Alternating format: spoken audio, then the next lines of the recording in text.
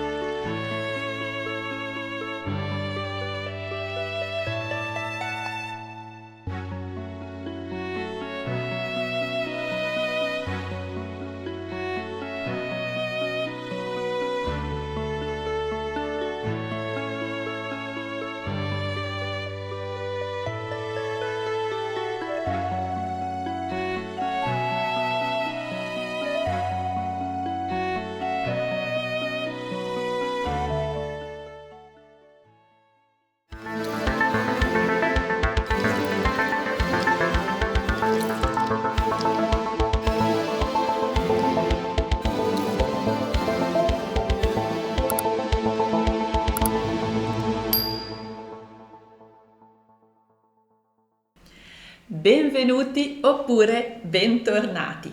Io sono Beatrice e in questo canale parliamo di arte, musica e letteratura. E se questi argomenti vi piacciono e se volete integrare un po' queste arti nella vostra vita anche mentre fate altro, assicuratevi di essere iscritti a questo canale.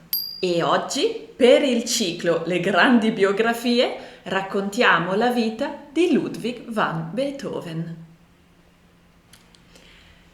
Ludwig van Beethoven, uno dei più grandi compositori della storia, uno dei più grandi, musicisti compositori della storia, anche uno dei più conosciuti. E il punto è che probabilmente un po' tutti, quando pensiamo a Beethoven, pensiamo a un tizio arcigno, collerico, sgradevole, misantropo, misogino. E però poi ascolti la sua musica, è una musica gigantesca, è una musica potentissima, è una musica universale, un qualcosa che parla all'animo universale, all'eroismo insito nell'uomo.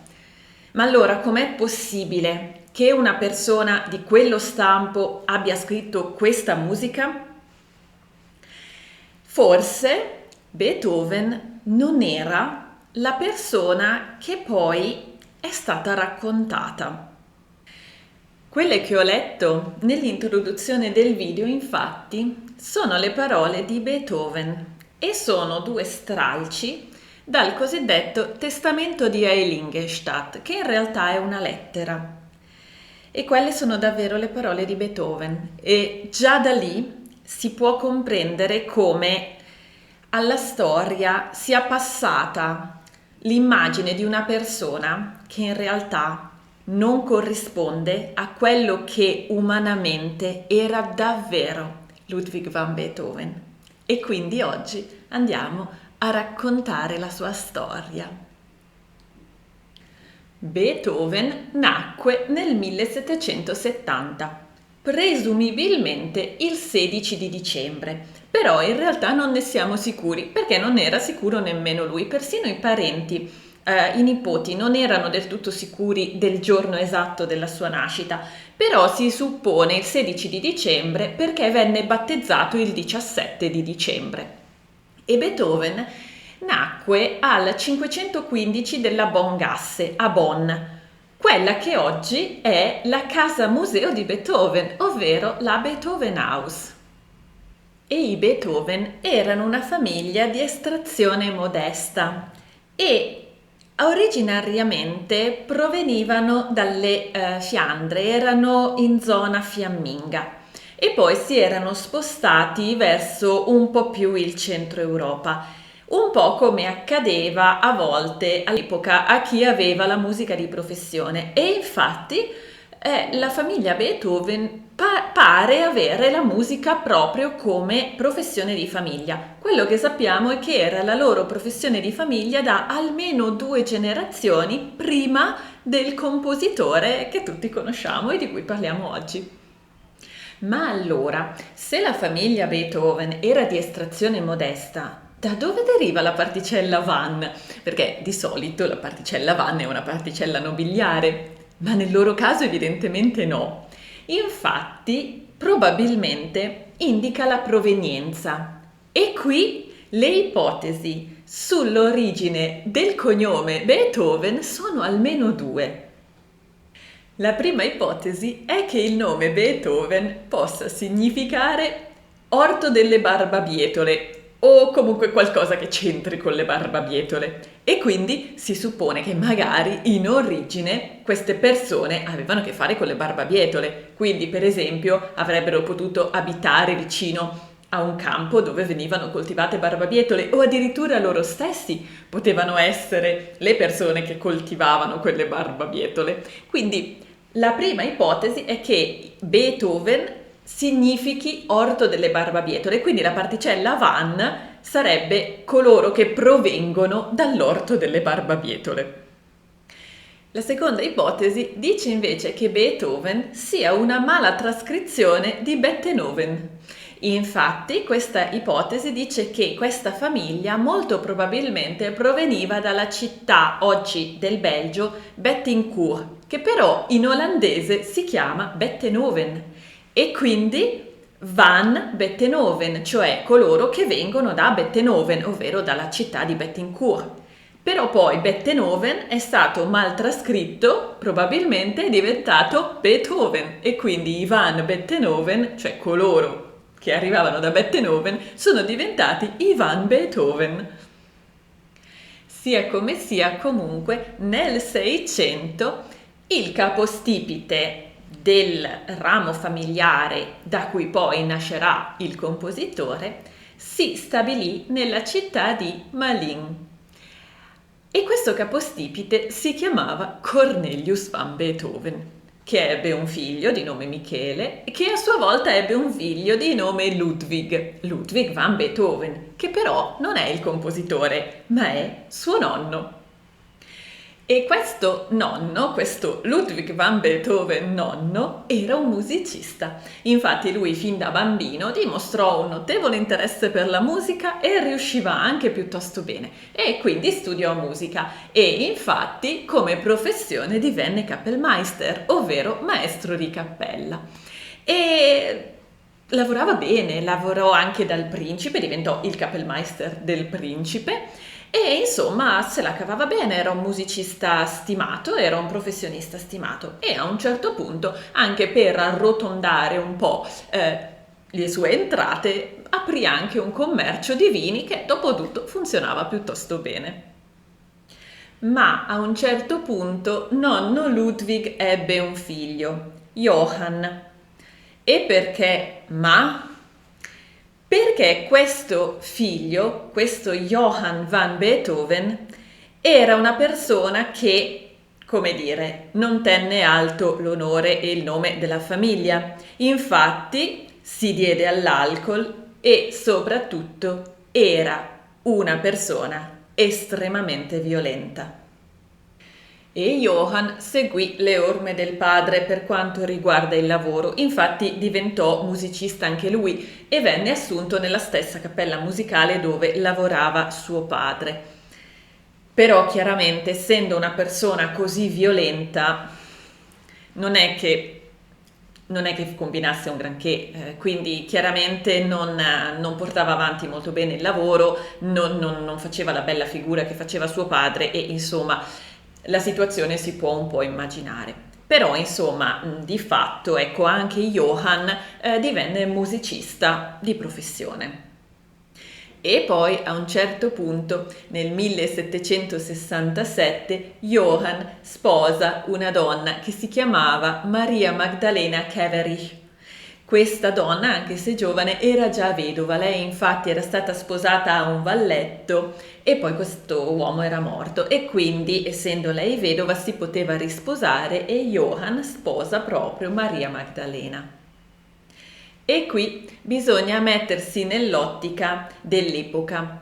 Fare un matrimonio di questo tipo con una donna che era stata sposata a un valletto e che era figlia sostanzialmente di un cuoco, di un direttore delle cucine, sì, cucine di un principe, però restava il fatto che era una figlia della servitù, significava far fare un passo indietro nel livello sociale della famiglia. Quindi Johann, facendo questo matrimonio, abbassa, per così dire, nell'ottica dell'epoca, abbassa il livello sociale della famiglia dei Van Beethoven. Sta di fatto che, anche con gli occhi di oggi, la cosa in realtà più problematica era la personalità di Johann, perché, come detto, era una persona estremamente violenta.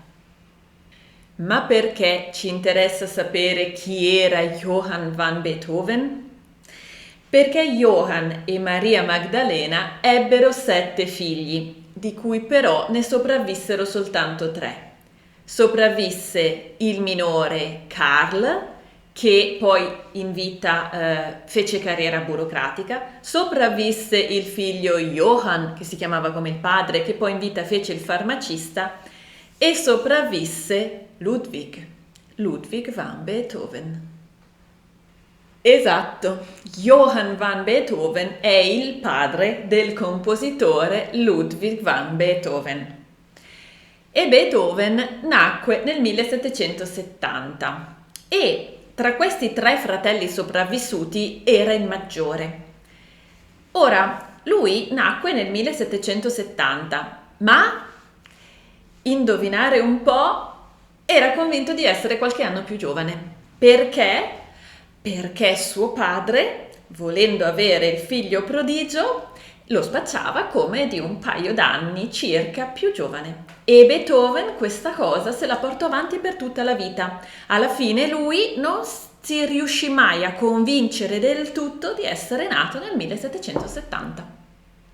E avendo già raccontato la biografia di Paganini, dove il padre, siccome voleva il bambino prodigio, lo spacciava come più giovane, ma poi lo obbligava a studiare tanto, troppo, in modo estremo, eccessivo, ci possiamo fare un'idea di che cosa accadde in casa Beethoven. Anche perché su Paganini, abbiamo fatto un video, su Paganini non abbiamo la certezza che suo padre usasse su Paganini bambino violenza, ma di Beethoven sì. Sì.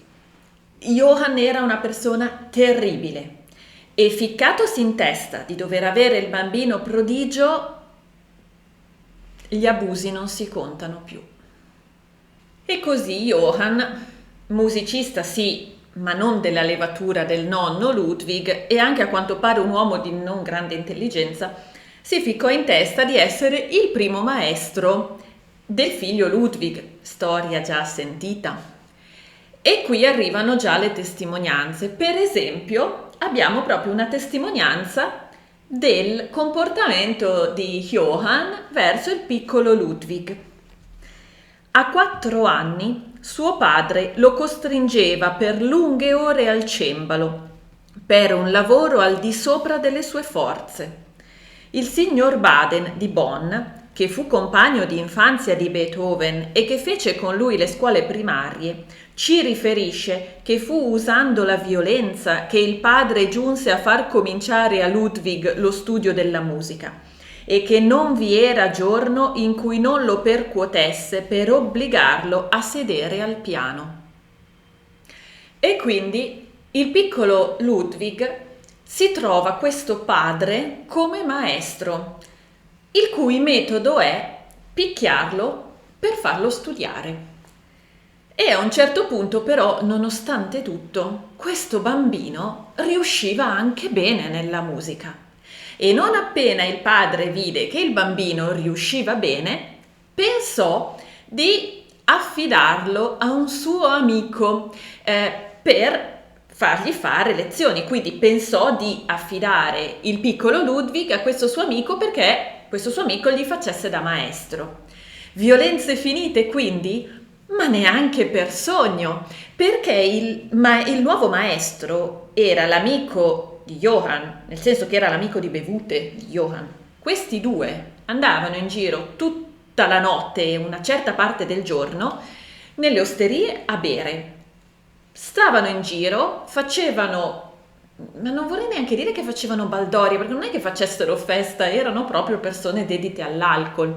Quindi stavano in giro randagi un po' tutto il tempo e poi a un certo momento, anche in piena notte, questo amico si ricordava che non aveva fatto lezione al bambino e allora tornavano a casa e allora, rientrati a casa, Pfeiffer, questo tizio, si ricordava di non avere dato la sua lezione giornaliera a Ludwig, che veniva allora tirato giù dal letto e messo tremante e addormentato al clavicembalo, ove restava fino al mattino.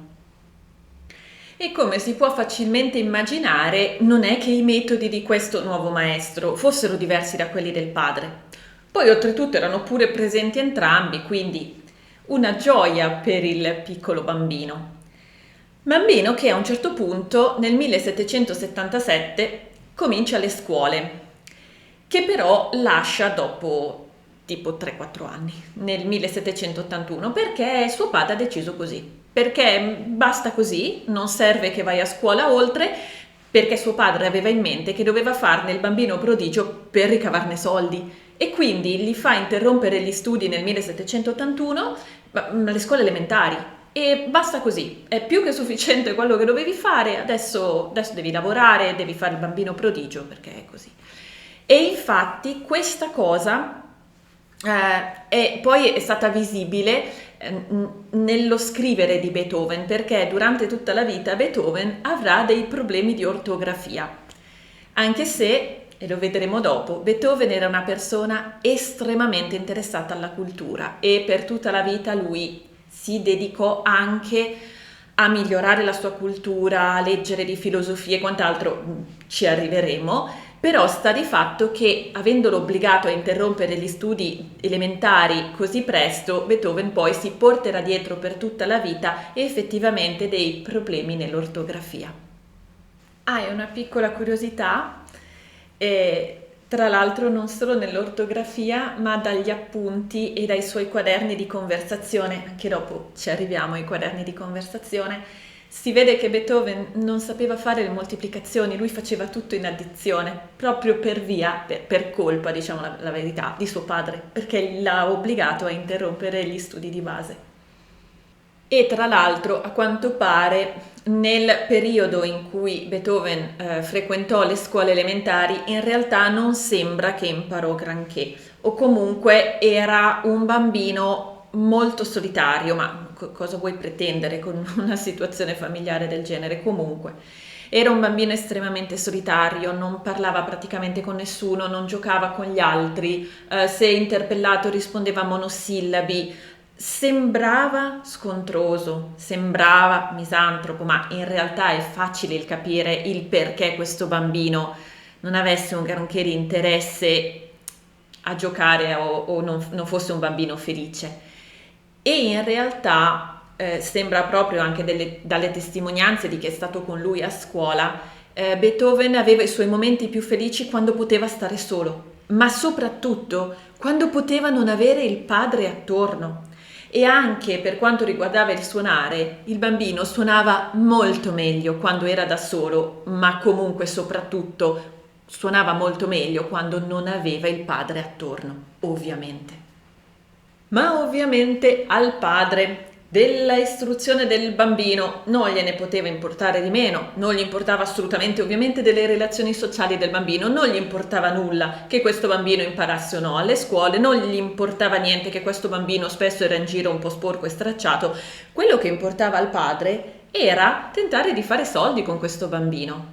Come dicevamo, tramite il è un bambino prodigio.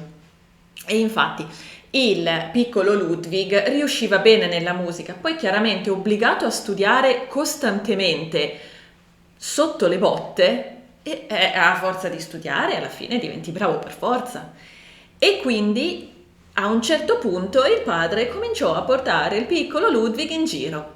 Lo presentò a corte per delle audizioni, lo portò un po' in giro a fargli fare qualche concerto di pianoforte, clavicembalo, e lo presentava come il bambino prodigio e di nuovo, come dicevamo, lo presentava di un paio d'anni più giovane, quindi diceva che era nato intorno al 1772, perché di nuovo chiaramente se devi far leva sul concetto del bambino prodigio, meno anni questo bambino ha, meglio è. E quindi insomma il piccolo Ludwig si trova sotto minacce, sotto violenza a fare il bambino prodigio. Chiaro, no? Come è facile pensare, gli abusi del padre non si fermarono affatto, anzi, perché devi obbligare il bambino a studiare e quindi le tensioni in famiglia erano sempre peggiori. Abbiamo le testimonianze, una per esempio è di un'amica che dice del Beethoven bambino: era un bimbetto minuto in piedi su uno sgabello davanti al cembalo al quale la severità del padre lo costringeva a studiare.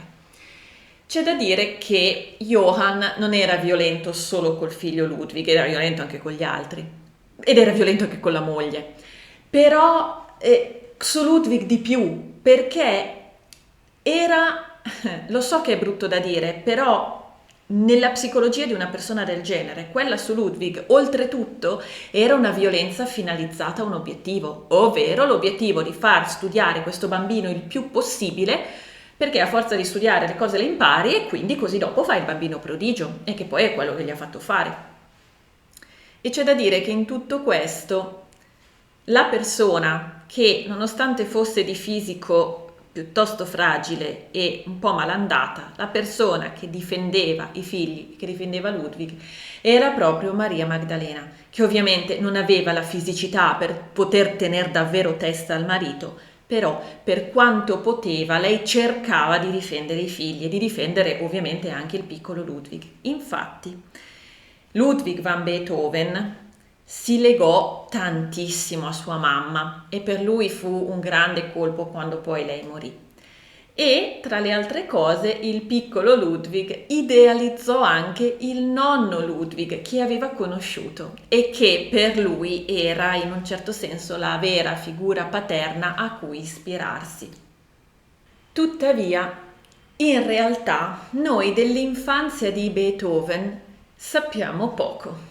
Sappiamo queste cose, sappiamo qualche aneddoto, ma noi di fatto sappiamo poco, perché Ludwig van Beethoven, come è ovvio comprendere, non amava parlare della sua infanzia. Lui non ne parlava mai, cercava di evitare a tutti i costi di parlarne, cercava anche di evitare di ricordare e quindi noi in realtà non sappiamo un granché della sua infanzia. C'è qualche testimonianza qua e là. Quello che però noi sappiamo è che a un certo punto Beethoven ebbe un maestro vero, il primo vero maestro di Beethoven al quale Beethoven fu sempre riconoscente e questo maestro era Christian Gottlob Neefe. Neefe divenne suo maestro intorno al 1782 e gli diede una formazione completa, organica, moderna. E Neefe teneva tantissimo a questo bambino perché ne aveva capita l'intelligenza e ne aveva capite le potenzialità. E nel 1783 fa uscire un articolo, questo maestro, sulla rivista Kramers Magazin der Musik, dove scrive: suona, sottinteso il piccolo Ludwig van Beethoven, Suona il pianoforte con molta abilità e potenza. Legge assai bene a prima vista e, a farla breve, suona soprattutto il clavicembalo ben temperato di Johann Sebastian Bach che il signor Neef gli ha messo tra le mani. Questo giovane genio ha bisogno di essere aiutato a continuare gli studi. E poi Neef dice ancora: questo piccolo genio meriterebbe di essere spinto a viaggiare. Certo, se continua come ha cominciato, diventerà un secondo Wolfgang Amadeus Mozart.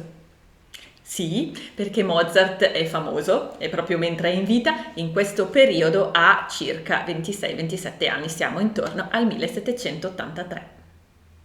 E Nefe mostrò al piccolo Ludwig un po' tutto quello che sapeva, un po' tutto quello che poteva, gli mostrò e gli insegnò tutte le forme compositive che c'erano state fino a quel momento, gli fece sperimentare lo stile in voga in quel periodo e gli cercò di insegnargli veramente tutto quello che poteva. E questo bambino era talmente bravo e anche il maestro ci teneva così tanto, ci credeva così tanto, che molto molto presto Neef cominciò a passare alcuni incarichi a questo bambino, che a questo punto aveva solo 13 anni.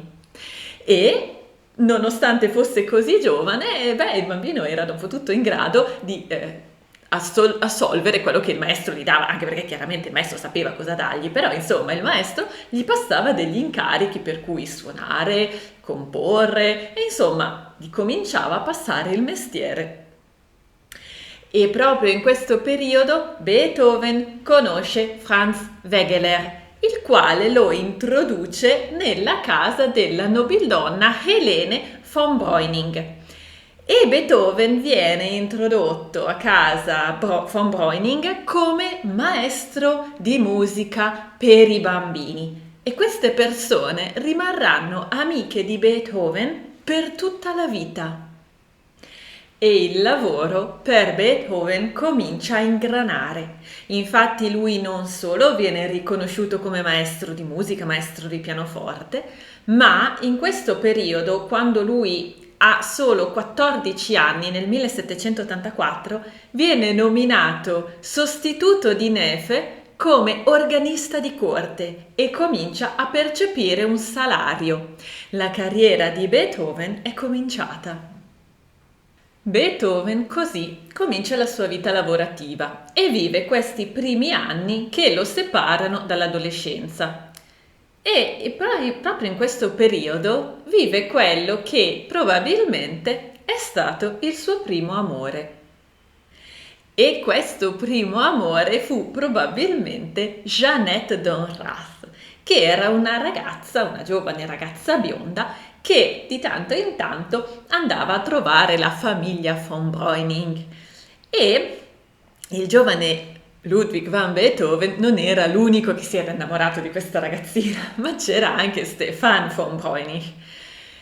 Ora, il punto è che nessuno dei due in realtà la spuntò, infatti Jeannette poi sposò o dovette sposare un'altra persona, perché questa è poi l'epoca dei matrimoni combinati, soprattutto nelle classi alte, quindi Jeannette ha sposato un'altra persona, volendolo o no. Sta di fatto che questo primo amore, diciamo che non è niente di particolarmente pesante, in fondo questi ragazzi erano veramente molto giovani, appunto Beethoven aveva circa 14 anni, 15, quindi ragazzi molto molto giovani. Però sicuramente c'è da dire che la storia sentimentale di Beethoven non è stata in effetti tra le più facili. Infatti Beethoven non arrivò mai, e lo vedremo, ad avere una relazione stabile, perché il suo comportamento, diciamo così, verso le donne, verso l'amore, era un po' particolare, perché Beethoven si è sempre innamorato di donne assolutamente irraggiungibili. Irraggiungibili in due modi: o perché appartenevano a una classe sociale troppo diversa dalla sua, troppo più alta della sua, e all'epoca non ci si poteva sposare mischiando le classi sociali, soprattutto non lo poteva fare una donna, la famiglia non avrebbe mai permesso alla figlia femmina di sposare un uomo di una classe sociale inferiore. Quindi o erano irraggiungibili perché di classe sociale troppo elevata rispetto a lui, oppure perché erano già sposate o impegnate in vario modo e quindi di nuovo non avrebbero mai potuto stare con lui. Quindi lui sceglieva, inconsciamente evidentemente, lui sceglieva sempre delle donne irraggiungibili. E la cosa curiosa è che quelle poche volte che invece aveva interesse per una donna che poteva essere raggiungibile per lui, alla fine era lui a lasciar perdere. E quindi alla fine, anche se Beethoven desiderava il matrimonio, l'ha desiderato per tutta la vita, di fatto non ha mai avuto una relazione stabile proprio per queste ragioni. Eppure Beethoven era sempre innamorato di qualcuno. Praticamente per tutta la vita, o quasi, lui era sempre innamorato di qualcuno. E dopo Jeanette, quindi dopo il presumibile primo amore, arrivò la baronessina Maria Anna Wilhelmine von Westerholt.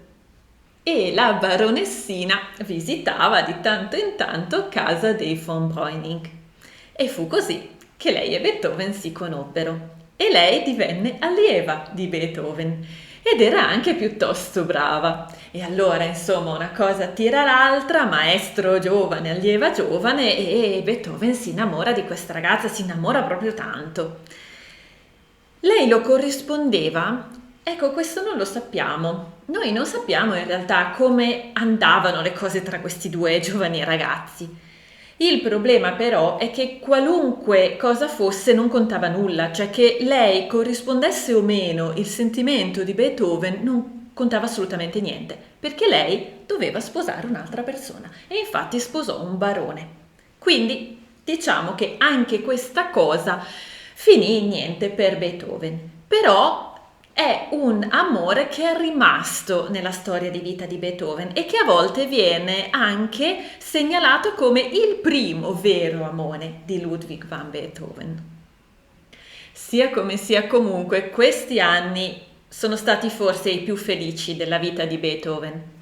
E tra l'altro il 20 novembre del 1786 viene inaugurata l'Università di Bonn, nella quale si insegnava giurisprudenza e lettere classiche. E nel 1789 Beethoven si immatricola. La frequentò? Alcune fonti dicono di no, altre dicono un po' sì. Ad ogni modo, quello che sappiamo è che Beethoven, nonostante avesse, come abbiamo visto, dovuto interrompere gli studi da bambino piccolissimo, perché suo padre non ha lasciato proseguire nemmeno le elementari, Beethoven per tutta la vita fu tanto interessato alla cultura. A lui piaceva proprio avere cultura e stare in mezzo a persone acculturate e poter conversare con persone acculturate, e leggeva tanto, soprattutto di filosofia, leggeva i grandi pensatori. Era una persona molto vivace di mente, molto interessata al sapere, al pensare, al pensiero filosofico, e lui amava proprio conversare e confrontarsi con persone che ne sapevano tanto, proprio perché lo faceva sentire stimolato. Quindi lui si iscrive, si immatricola a questa università, la frequenta o no, probabilmente un pochino l'ha frequentata, poi chiaramente non l'ha mai finita, però un pochino probabilmente l'ha frequentata. E poi nel 1787 si reca per la prima volta a Vienna, e Vienna per Beethoven è una città importantissima perché fondamentalmente vivrà proprio a Vienna la maggior parte della sua vita.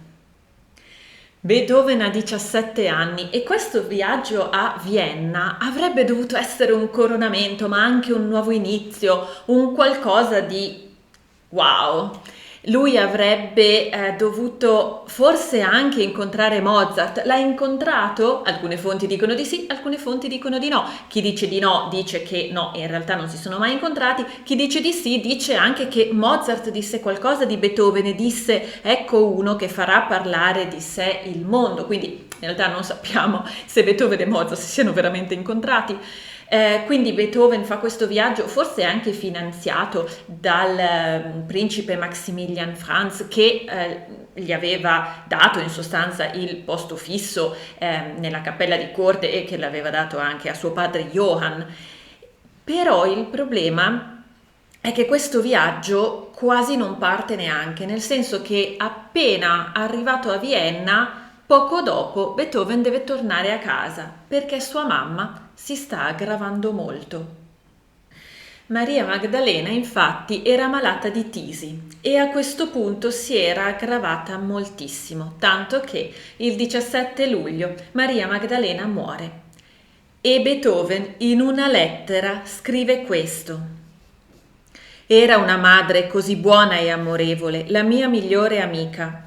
Chi più felice di me nel momento in cui potei ancora pronunciare il dolce nome mamma ed essere udito?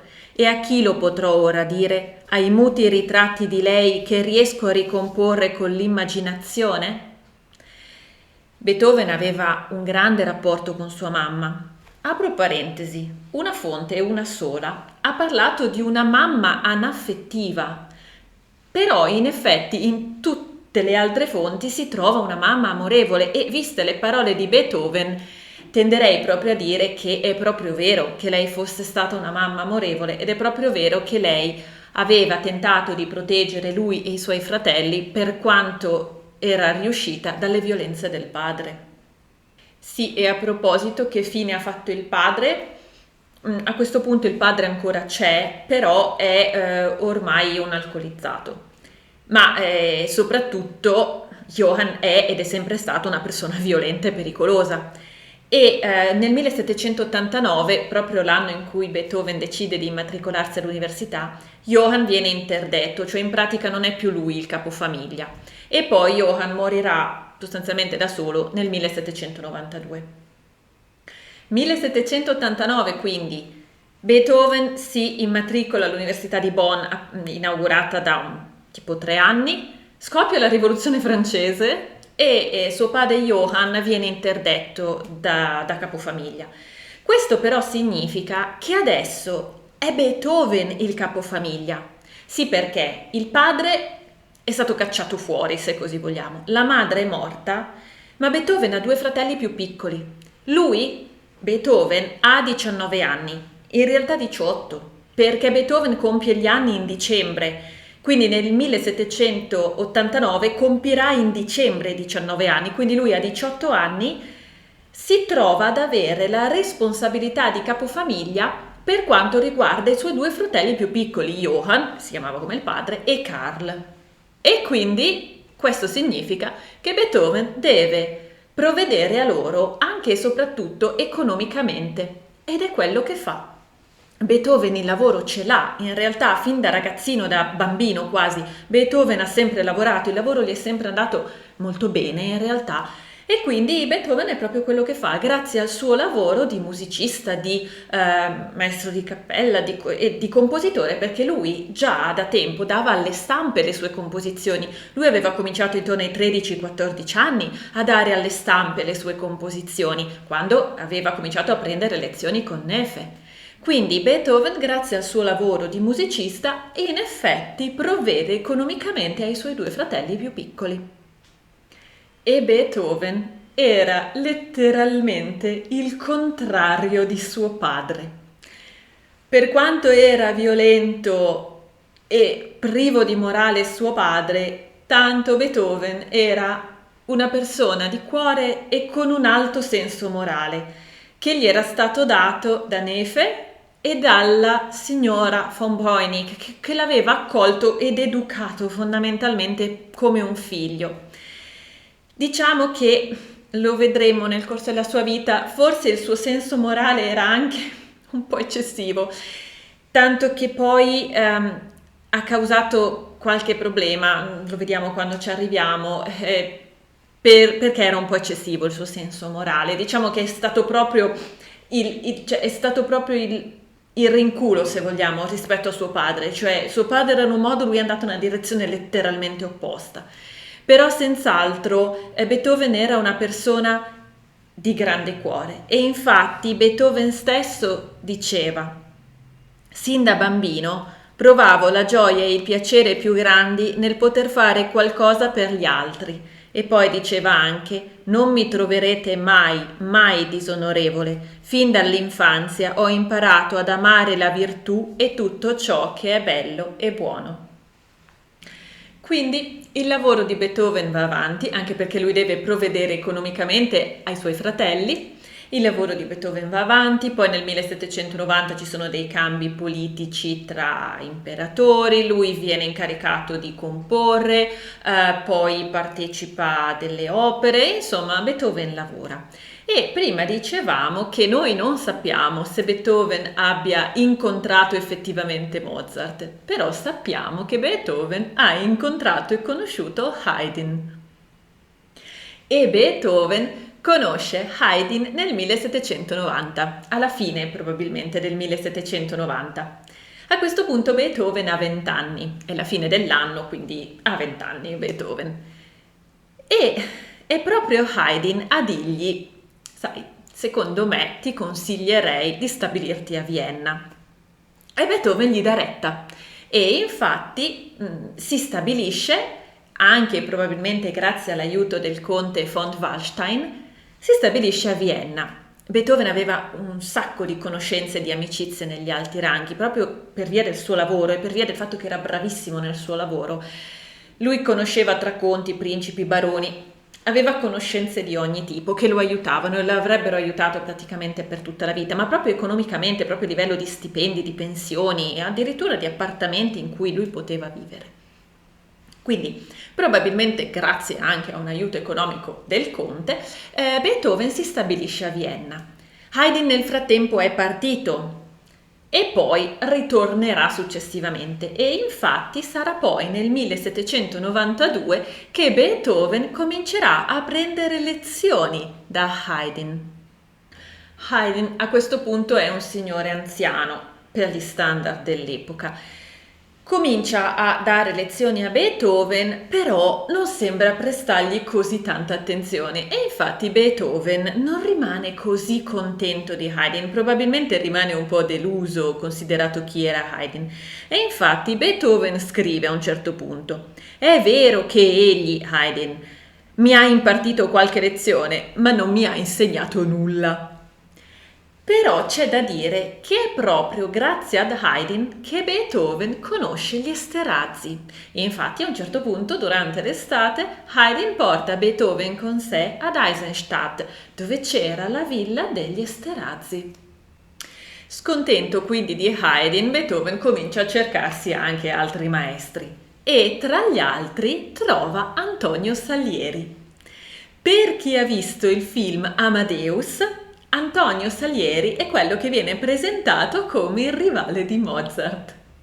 Sta di fatto che Beethoven studia proprio anche da Salieri e in merito un libro dice questo: da Salieri Beethoven trasse due insegnamenti di cui non si sarebbe poi quasi mai giovato: la tecnica vocale del melodramma italiano e la diplomazia nel comportamento. Ora, è vero che Beethoven in sostanza non si giovò mai del sapere la tecnica di canto del melodramma, però questa cosa che Beethoven non era una persona di buon comportamento, ecco, qui cominciano un po', diciamo così, le mistificazioni storiche e adesso cominceremo a vedere il perché.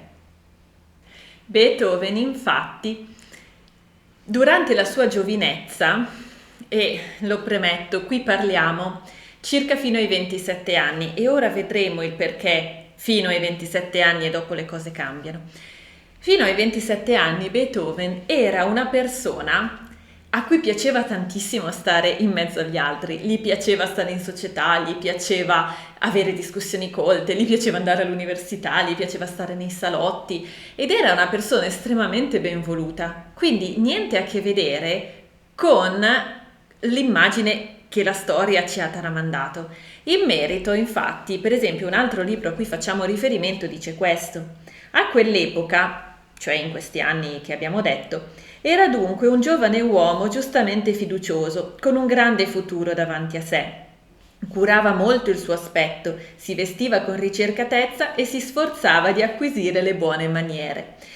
Come era poi Beethoven fisicamente? Beethoven non era molto alto, era circa 165 cm, aveva la carnagione scura e aveva, il libro dice, la faccia leggermente butterata. Ed era considerato un uomo attraente alle donne, per esempio Beethoven piaceva molto.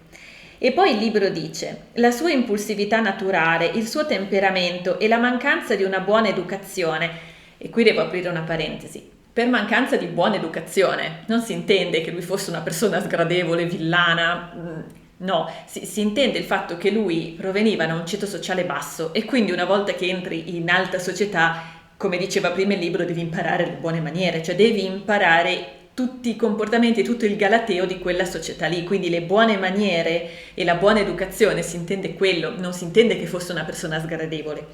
Quindi tutto questo, impulsività, temperamento, mettevano a nudo in società la sua vera natura, che era quella di un uomo impulsivo e passionale. E nel complesso era un personaggio ricercato e assolutamente non goffo. E se Beethoven alle donne e alle ragazze piaceva, lui era molto sensibile al fascino femminile. Come detto, Beethoven era sempre innamorato di qualcuno e soprattutto nei primi anni a Vienna ha fatto strage di cuori. Citando un passo, viene detto che fece alcune conquiste che più di un Adone avrebbe trovato difficili se non impossibili. Quindi Beethoven piaceva, eccetera. Qual era il problema? Era che, come detto prima, lui finiva sempre per innamorarsi di donne fuori dalla sua portata, perché per le convenzioni dell'epoca non poteva sposare donne di così alta estrazione sociale. C'è da dire che ovviamente lui viveva in quel mondo lì, lui proveniva da un ceto sociale basso, ma viveva in ceti sociali alti e quindi essendo quello il suo mondo, erano quelle le persone con cui lui veniva a contatto e quindi ha anche senso che ovviamente conoscendo quel tipo di persone ti innamori di quelle perché sono quelle che conosci, cioè è quello che vedi, quindi la tua esperienza è quella. Però stava di fatto che lui era comunque, per quanto assolutamente ammirato, tenuto in altissima considerazione, però era un musicista proveniente da una classe sociale inferiore, quindi non si poteva sposare una baronessa. Questo era il problema, quindi insomma Beethoven ha avuto storie, piaceva alle donne, lui era sempre innamorato e tutto, però alla fine erano sempre tutte donne irraggiungibili per la classe sociale e anche perché spesso erano già sposate, impegnate e quant'altro. Quindi alla fine purtroppo, nonostante avesse un discreto successo in società un po' in tutti i sensi, Beethoven aveva molti amici, ma poi, come abbiamo appunto detto, a livello sentimentale alla fine era invece piuttosto solitario. E Beethoven stava anche cominciando a diventare seriamente famoso, sia come compositore sia come pianista. Per esempio di lui Czerny citava le sue esecuzioni titaniche, che dà un'idea, però pensando a cosa compone, a cosa componeva anche Beethoven, dà un'idea, no, delle esecuzioni titaniche, tanto che viene proprio detto, Czerny dice che molte volte capitava che Beethoven suonando spaccasse le corde dei pianoforti. Allora qui c'è da aprire una parentesi, non bisogna pensare al pianoforte come è adesso, perché adesso, vedendo un pianoforte, è una macchina da guerra. Quindi, prima di spaccare, succede, però prima di spaccare una corda di pianoforte deve essere veramente usurata. All'epoca i pianoforti erano strumenti molto molto delicati, quindi c'è da dire che era molto più fattibile spaccare delle corde se ci andavi giù un po' pesante, ok, è capitato anche a me sugli strumenti storici di romperne una, quindi insomma non bisogna pensare che fossero quelle bestie che troviamo adesso. Però senz'altro Beethoven ci andava giù pesante nelle sue esecuzioni, una persona molto impetuosa e quindi chiaramente questo si riversava anche nelle sue composizioni e quando eseguiva e quindi sì, ogni tanto saltavano corde di pianoforte. Sta di fatto che Beethoven era estremamente ammirato e la sua carriera comincia a prendere il volo. Lui conosce un sacco di principi, nobili e quant'altro, gli vengono commissionati lavori e nel 1795 tiene il primo vero concerto pubblico proprio come pianista e compositore, pianista nel senso moderno del termine. E il 1795 però è anche l'anno di una delusione d'amore per Beethoven e questa non è più proprio un'infatuazione da ragazzini dove, vabbè, non importa, hanno 14 anni. Qui insomma parliamo già di una delusione che fa male. Infatti nel 1790 Beethoven aveva conosciuto Magdalena Willmann, si erano conosciuti a Bonn. Dopo si erano conosciuti, erano diventati amici, dopo non si erano più rivisti e adesso si ritrovano. E anche lì un po' così e Beethoven si innamora. E a questo punto lui chiede a lei di sposarlo. E ci fanno le cose in fretta, sì, beh, bisogna tenere presente l'epoca, non è come oggi che andiamo d'accordo, ci si piace, conviviamo e vediamo come va. Lì bisognava chiedere il fidanzamento, bisognava chiedere la mano, quindi insomma Beethoven chiede la mano a questa ragazza e però viene rifiutato, ma il punto è che viene rifiutato proprio male, nel senso che quando viene chiesto a questa Magdalena ma come mai hai rifiutato Beethoven, lei risponde testualmente perché era così brutto e mezzo matto. È chiaro che non è bello, insomma, gli arriva un po' un insulto. E quindi ecco, in questo caso Beethoven prende davvero forse la prima grossa delusione d'amore, proprio di quelle che fanno male. Perché i primi amori erano stati giovanili da ragazzo, poi aveva fatto un mare di conquiste a Vienna, ma niente di serio, e probabilmente anche lui non ci si era proprio messo. Vabbè, non voglio dire che si era divertito, però in sostanza sì, dai. E questa qui è la prima vera delusione d'amore. E questa in un certo senso sarà la prima di una serie, sempre per la stessa ragione di cui abbiamo già parlato più volte, tutte donne fuori dalla sua portata. Quindi, a differenza di Magdalena, donne che in realtà avrebbero anche voluto stare con lui, ma che semplicemente non potevano farlo. Poi, tra il 1796 e il 1798, Beethoven tiene una tournée, che in realtà sarà l'unica che farà mai. Tiene una tournée e ha un successo enorme, viene proprio accolto come un grandissimo. Bisogna tenere presente che gli altri due grandi erano Haydn e Mozart. Haydn era ancora vivo perché morirà nel 1809, però era anziano per l'epoca, e Mozart invece era morto nel 1791. Beethoven è il prossimo grande musicista e così viene accolto, quindi durante questa tournée lui fa il pieno di successi. E sempre nel 1798 Beethoven comincia a tenere i suoi quaderni di schizzi o quaderni di abbozzi, che parentesi non sono i quaderni di conversazione, quelli arriveranno dopo. Questi sono i quaderni di schizzi o quaderni di abbozzi. Quindi 1798 lui comincia a tenere questi quaderni che sono i suoi quaderni di progetto sostanzialmente, dove lui ci appunta idee, ci appunta schizzi in effetti, quindi schizzi musicali, lavora le sue composizioni, ci fa sopra il progetto di quello che deve comporre. Ma prima non lo faceva? Sì, lo faceva, ma su fogli volanti. Invece adesso tiene dei veri e propri notebook, in pratica, dei veri e propri quaderni di progetto. E questi sono oro, ovviamente, per tutti gli studiosi. 1798. Beethoven ha 27 anni, perché i 28 li compirà in dicembre. Ora, fino a qui abbiamo praticamente raccontato la sua vita quasi di anno in anno, comunque di passo in passo, ed è una vita piena, è una carriera lavorativa fantastica. E sì, è vero, lui ha avuto questa delusione d'amore qualche anno prima, però nella realtà Beethoven è uno che di conquiste ne fa, quindi si supera una delusione d'amore, si supera un rifiuto, insomma Beethoven piace. Il problema è che si comincia a sentire quell'allarme del va tutto troppo bene, e infatti da qui la vita di Beethoven diventa un disastro, diventa un inferno, in sostanza dovuto tutto alla sua salute. Da questo momento, dall'età di 27 anni, la salute di Beethoven comincia a declinare e sarà una discesa che non finirà mai, fino a portarlo ovviamente all'ovvia conclusione. E questa discesa nel dolore, nello star male, sarà quello che farà apparire Beethoven, quella persona scontrosa che in realtà non era, che poi è passata alla storia.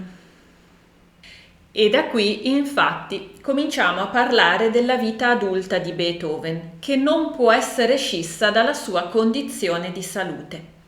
Di solito io nei video biografici tendo a mettere tutto insieme, ciò che riguarda la parte più medica, proprio perché se una persona non vuole ascoltarla può saltare. In questo caso è un po' più difficile, proprio perché la condizione di salute di Beethoven è strettamente interrelata con la sua vita. I suoi comportamenti dipendono da ciò che gli sta capitando a livello di salute e quindi è molto più difficile scindere le due cose, è molto più difficile prima raccontare la vita e poi dire adesso parliamo della sua condizione di salute e poi chiudiamo. Perciò in questo caso in realtà le parti dedicate alla salute di Beethoven sono due. Io ho cercato comunque di condensare in queste due parti in maniera che se qualcuno di voi non vuole ascoltare le parti mediche, nella descrizione del video ci sono i capitoli e potete saltarli, sono indicati, quindi potete tranquillamente saltarli. Però io purtroppo più di tanto non riesco a distaccare la vita di Beethoven dalla sua condizione di salute e quindi ora andremo proprio a raccontare da qui in poi la vita adulta di Beethoven e quindi per forza di cose anche la sua condizione medica. E quindi a questo punto, come sempre, io faccio il mio piccolo disclaimer. Questo canale si occupa di arte, musica e letteratura e io di professione mi occupo di arte, di musica e di letteratura e io non sono un medico, perciò tutte le informazioni mediche che io vado a dire in questi video hanno un puro scopo informativo, divulgativo e storico strettamente legato alla biografia della persona di cui io vado a parlare nel video. È vero che io queste informazioni le prendo da libri scritti da medici che si sono occupati proprio di queste persone, di questi artisti, di questi compositori, però sono libri divulgativi e soprattutto, per l'appunto, io non sono un medico, perciò tutto ciò che di medico io vado a dire non ha né uno scopo diagnostico né uno scopo prescrittivo. Se avete problemi, mi raccomando, rivolgetevi sempre a un professionista. Noi in questo video parliamo di Beethoven e quindi tutte le informazioni, anche mediche, che io vado a dire riguardano solo ed esclusivamente Beethoven e le dico proprio per raccontare la sua biografia e per far capire che cosa è accaduto a questa persona e come questa condizione di salute si sia riflessa anche sulla sua arte. Riprendiamo quindi a questo punto il nostro racconto. Ora, fino ad adesso, quindi fino all'età di 27 anni, a Beethoven, almeno nella vita adulta, è andato tutto piuttosto bene. L'infanzia è stata una cosa devastante, ma poi quando lui è riuscito ad affrancarsi da quella situazione, la sua vita ha cominciato a girare bene, girava bene a livello di amicizie, girava bene a livello di lavoro e dopo tutto girava bene, dai, anche a livello di amore, perché è vero, di nuovo, lui ha avuto qualche delusione, ma chi non le ha? Di fatto lui faceva conquiste abbastanza facili, Beethoven piaceva molto, aveva successo, stava iniziando una carriera in completa ascesa, quindi insomma andava tutto piuttosto bene. Ma la sua salute? Allora, in realtà, fino a questo momento, Beethoven è stato anche bene. È vero che sembrava un po' debole a livello respiratorio. In merito, per esempio, il libro medico dice: Beethoven soffriva di asma. Ci sono frequenti riferimenti a un'infezione respiratoria che lo afflisse per tutta la sua vita e molte allusioni al suo torace debole, virgolettato. Non dobbiamo necessariamente concludere che il compositore avesse la tubercolosi, come hanno fatto molti biografi, sebbene si dicesse che ne erano morte sia la madre sia la sorellina. Nell'Ottocento la tubercolosi veniva diagnosticata molto spesso, ma non si facevano autopsie per confermare la diagnosi. Si diceva anche che il padre avesse la sifilide, ma, di nuovo, le prove sono tutt'altro che conclusive. e la voce che Beethoven avesse una sifilide congenita è stata smentita. Il suo teschio non presentava i segni caratteristici di questa malattia. Quindi possiamo dire che finora Beethoven è anche stato bene, sì, ok, soffriva d'asma, aveva un po' di problemi respiratori di tanto in tanto, però di base stava bene e lui stesso si definiva una persona di costituzione molto forte e diceva che questa costituzione così forte, così rude in senso positivo, gli derivava proprio da quell'infanzia terribile che aveva dovuto vivere quando c'erano privazioni, c'erano anche violenze, insomma lui dice vabbè, dopo tutto in un certo senso mi ha temprato, perciò adesso ho una costituzione che non mi butta giù più nessuno. Quindi fino ad ora, tutto sommato, Beethoven stava anche piuttosto bene di salute. Ma poi arriva il 1798 e da qui cominciano i problemi. E questi problemi saranno quelli che faranno di Beethoven quella persona solitaria e scontrosa che è passata alla storia, anche se in realtà lui non lo era, ma non lo era nemmeno quando gli altri pensavano che lo fosse. Infatti saranno le malattie a costringerlo ad apparire così. In merito, proprio il libro medico dice qualcosa di molto interessante di come Beethoven cambiò proprio a causa della malattia. E il libro dice: la sordità e i dolori addominali resero dolorosa la vita di Beethoven e ostacolarono le sue relazioni sociali. Nel giro di pochi anni dal primo apparire di questi disturbi, l'aspetto fisico di Beethoven era cambiato. Chi lo vedeva ora ne parlava come di un originale uomo delle caverne o di una scimmia, tanto era brutto. Trascurava a tal punto il suo aspetto e i suoi abiti che un giorno, che si era perso in città, venne imprigionato come vagabondo. Sì, e dal 1798 arrivano proprio le avvisaglie di queste malattie, di questi problemi di salute, le prime avvisaglie della sordità e le prime avvisaglie di questi disagi addominali che poi si risolveranno in una malattia talmente grave che lo porterà alla fine. Ma andiamo con ordine e analizziamo la prima condizione medica che si presenta nella vita di Beethoven, ovvero la sordità. E le prime avvisaglie della sordità, come dicevamo, iniziano proprio nel 1798, quando Beethoven ha 27 anni. Questo è, come abbiamo visto, l'anno in cui Beethoven comincia a tenere i suoi quaderni di schizzi, che non sono i quaderni di conversazione, sono i suoi quaderni di progetto. Qualche studioso ha avanzato l'idea che Beethoven abbia cominciato a tenere questi quaderni proprio perché cominciava a sentire le avvisaglie di questa problematica. Però è anche vero che Beethoven aveva sempre progettato la sua musica, solo che prima lo faceva su fogli volanti e adesso invece lo faceva in modo un po' più organizzato su quaderni. Quindi probabilmente i quaderni di schizzi sono stati un'evoluzione del suo modo di progettare e forse non così intimamente legati all'accorgersi che qualcosa nel suo dito non andava. Però sta di fatto che questa condizione di salute iniziò molto presto, a 27 anni, e progredì in modo molto rapido. Infatti, già un paio d'anni dopo, nel 1800, Beethoven era già quasi completamente sordo e nel 1802 ormai la malattia aveva fatto il suo corso e Beethoven aveva perso l'udito. Ed è del 1802 proprio il cosiddetto testamento di Heiligenstadt, che è quella lettera di cui abbiamo letto un paio di stralci all'inizio del video, in apertura del video.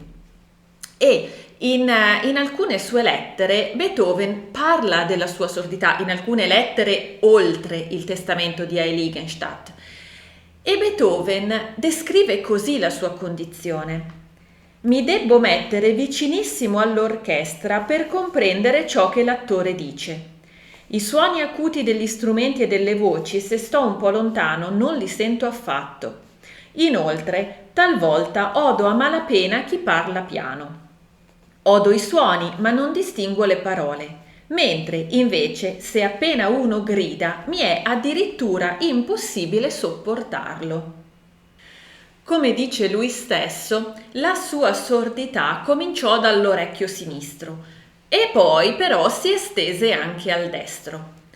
Il problema è che se le cose potevano andare male, in realtà andarono peggio, perché Beethoven non solo perse l'udito, ma nel mentre divenne vittima di un tinnitus devastante.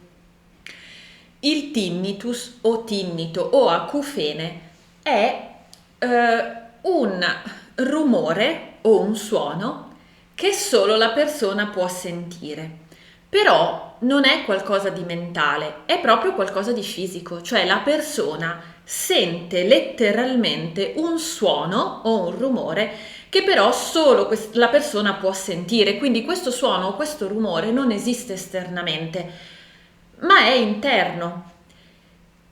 Questo rumore può essere un fischio, un ronzio, una pulsazione, un rumore simile a uno scroscio. Beethoven del suo parlava di orecchie che ronzano e che fischiano. E questo rumore può essere intermittente o continuo, e nel caso di Beethoven era praticamente continuo. E l'acufene può avere vari livelli di intensità, può andare da un disturbo lieve che la persona riesce a volte a ignorare, semplicemente magari stando nei normali rumori della vita e che poi percepisce un pochino solo quando è nel silenzio, fino ad arrivare a condizioni francamente intollerabili, tale che alcune persone possono arrivare a pensare di togliersi la vita proprio per via dell'intollerabilità di questa condizione. E quello di Beethoven era pesante e infatti lui arrivò a pensare di togliersi la vita proprio per questa condizione. E l'acufene non è una malattia di per sé, ma è un sintomo di un'altra condizione che può essere molto varia, può andare dall'infezione fino a pesanti problemi neurologici. E nel caso di Beethoven evidentemente era correlato alla sua sordità. E qui a questo punto arriva la domanda: ma qual è stata la causa della sordità di Beethoven? In realtà una risposta a oggi non l'abbiamo. Noi oggi non sappiamo come mai Beethoven sia diventato sordo, anche perché la sua malattia ha avuto un esordio decisamente precoce. Beethoven aveva 27 anni, era molto giovane e il libro medico dice che, certo, non è impossibile, ma è piuttosto raro che una malattia del genere esordisca proprio a un'età così giovane.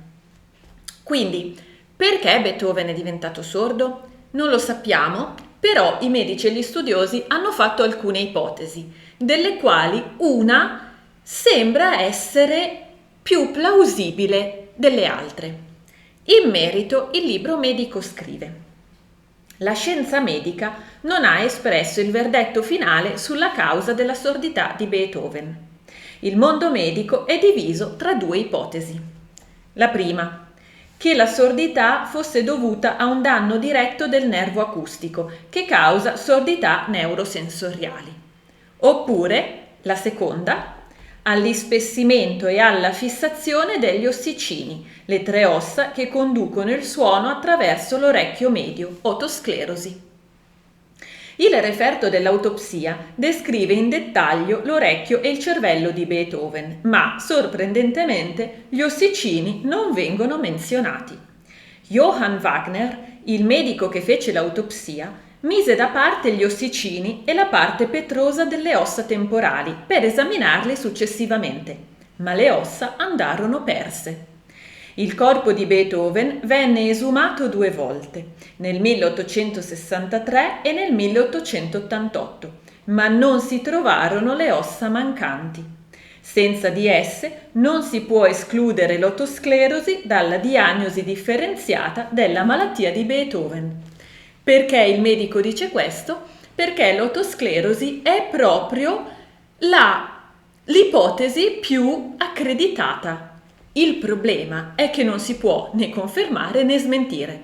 Non abbiamo dati a sufficienza per confermare, per essere sicuri di questa diagnosi, ma non ci sono nemmeno gli elementi per dire esamino e la posso escludere. Di conseguenza, a oggi la risposta non c'è, non abbiamo la risposta alla sordità di Beethoven, non sappiamo il perché Beethoven sia diventato sordo. Tuttavia, l'otosclerosi è l'ipotesi più gettonata, diciamo così, è quella che sembra più plausibile.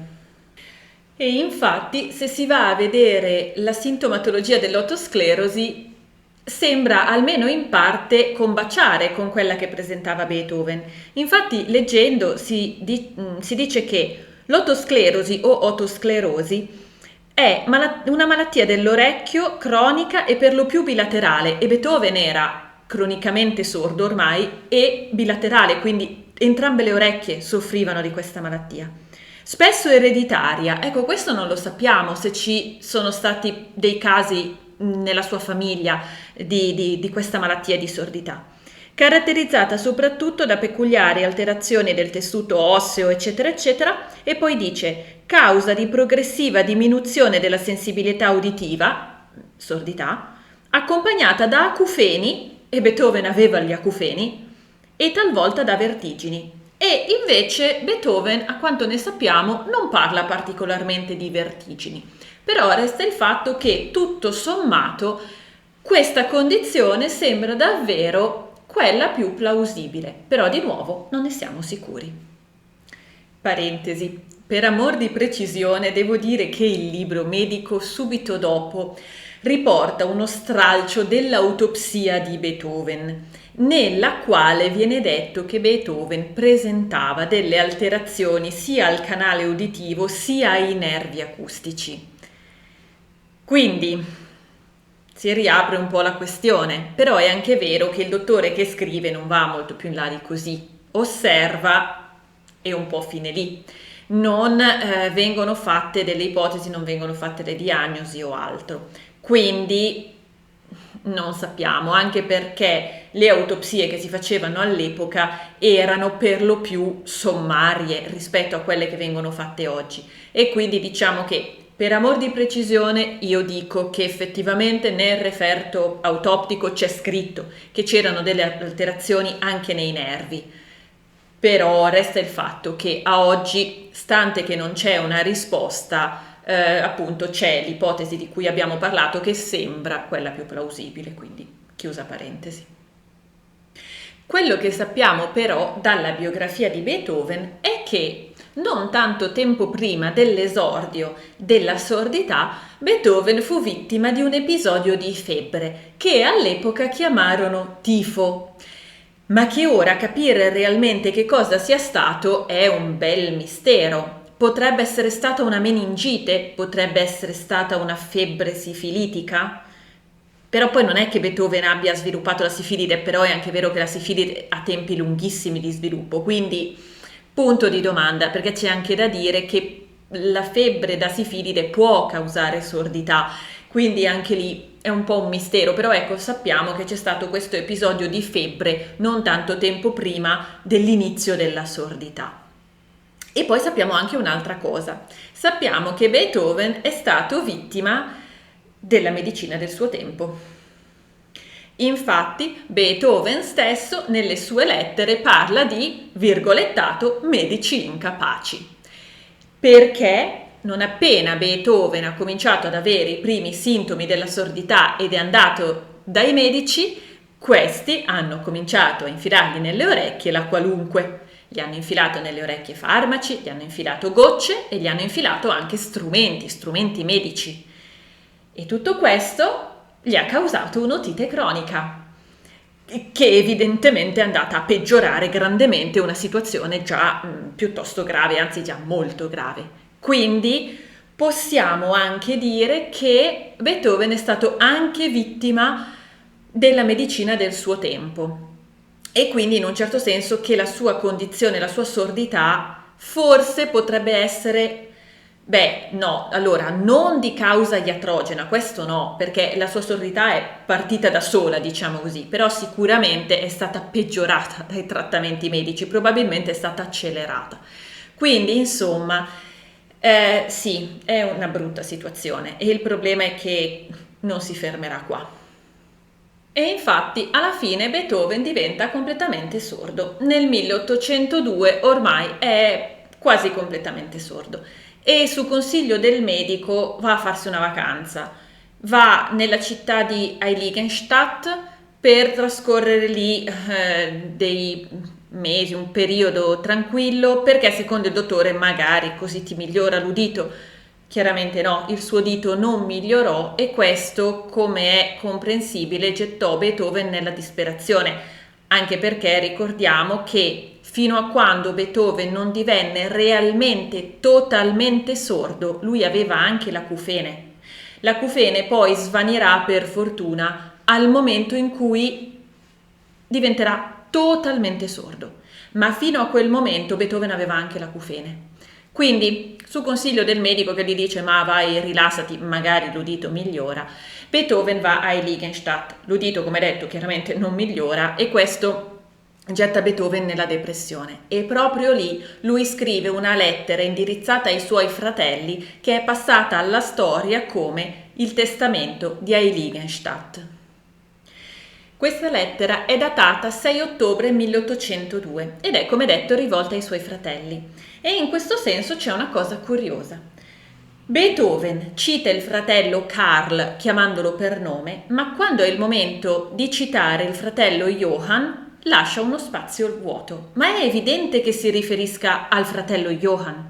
Però lui il nome Johann non lo scrive, lascia uno spazio vuoto. E qui la domanda, tutte le volte che deve chiamare o citare il fratello Johann, e qui la domanda è perché? Qualcuno ha detto che è perché Johann si chiamava come il padre e Beethoven aveva un vero rifiuto per suo padre, per ovvie ragioni. Altri dicono che è perché aveva litigato con questo fratello. Ora, Beethoven in realtà voleva un mondo di bene ai suoi fratelli, però si cozzavano. Effettivamente lui come fratello cozzava coi suoi, e anche perché a Beethoven non andava mai bene le donne che questi prendevano. Beh, come dicevamo a un certo punto, Beethoven aveva formato un senso morale quasi eccessivo e quindi alla fine diventava anche pedante e perciò insomma non gli andava mai bene le mogli dei fratelli e alla fine cozzava. Però in realtà lui voleva tanto bene ai suoi fratelli e in questa lettera esce questa cosa, per cui che lui abbia lasciato lo spazio bianco del nome Johann perché aveva litigato col fratello, però scrive una lettera del genere dove è piena di affetto, sembra strano. Quindi insomma non è chiaro del perché ci sia questa cosa, del perché Beethoven abbia fatto questa cosa, ma tant'è. E il testamento di Heiligenstadt, ora io non vado a leggerlo per questioni di tempo, però ne vale veramente la pena, perché in questa lettera si vede davvero Beethoven nella sua interiorità, nella sua sensibilità. È molto esplicativo e molto importante questo testo. E in questo testo lui va a spiegare ciò che gli stava accadendo, proprio la sordità.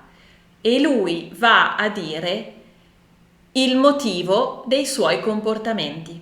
Perché infatti noi, come dicevamo, abbiamo un'immagine di Beethoven che è passata alla storia come di un tizio solitario, scontroso, musone, collerico e quant'altro, misantropo. Poi però andiamo a vedere Beethoven in persona e non sembra così. Ma allora come ha fatto a passare alla storia così? Quello che è accaduto è che la sua condizione di salute lo ha sostanzialmente obbligato a comportarsi in un certo modo che lo ha fatto percepire dalle persone così come la storia ci ha raccontato.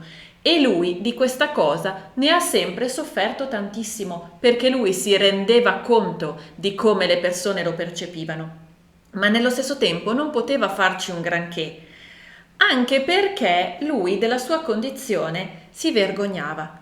Dobbiamo infatti pensare non solo che all'epoca una malattia era vista come una debolezza, ma anche per il fatto che lui, specificatamente riguardo alla sordità, lui era un musicista.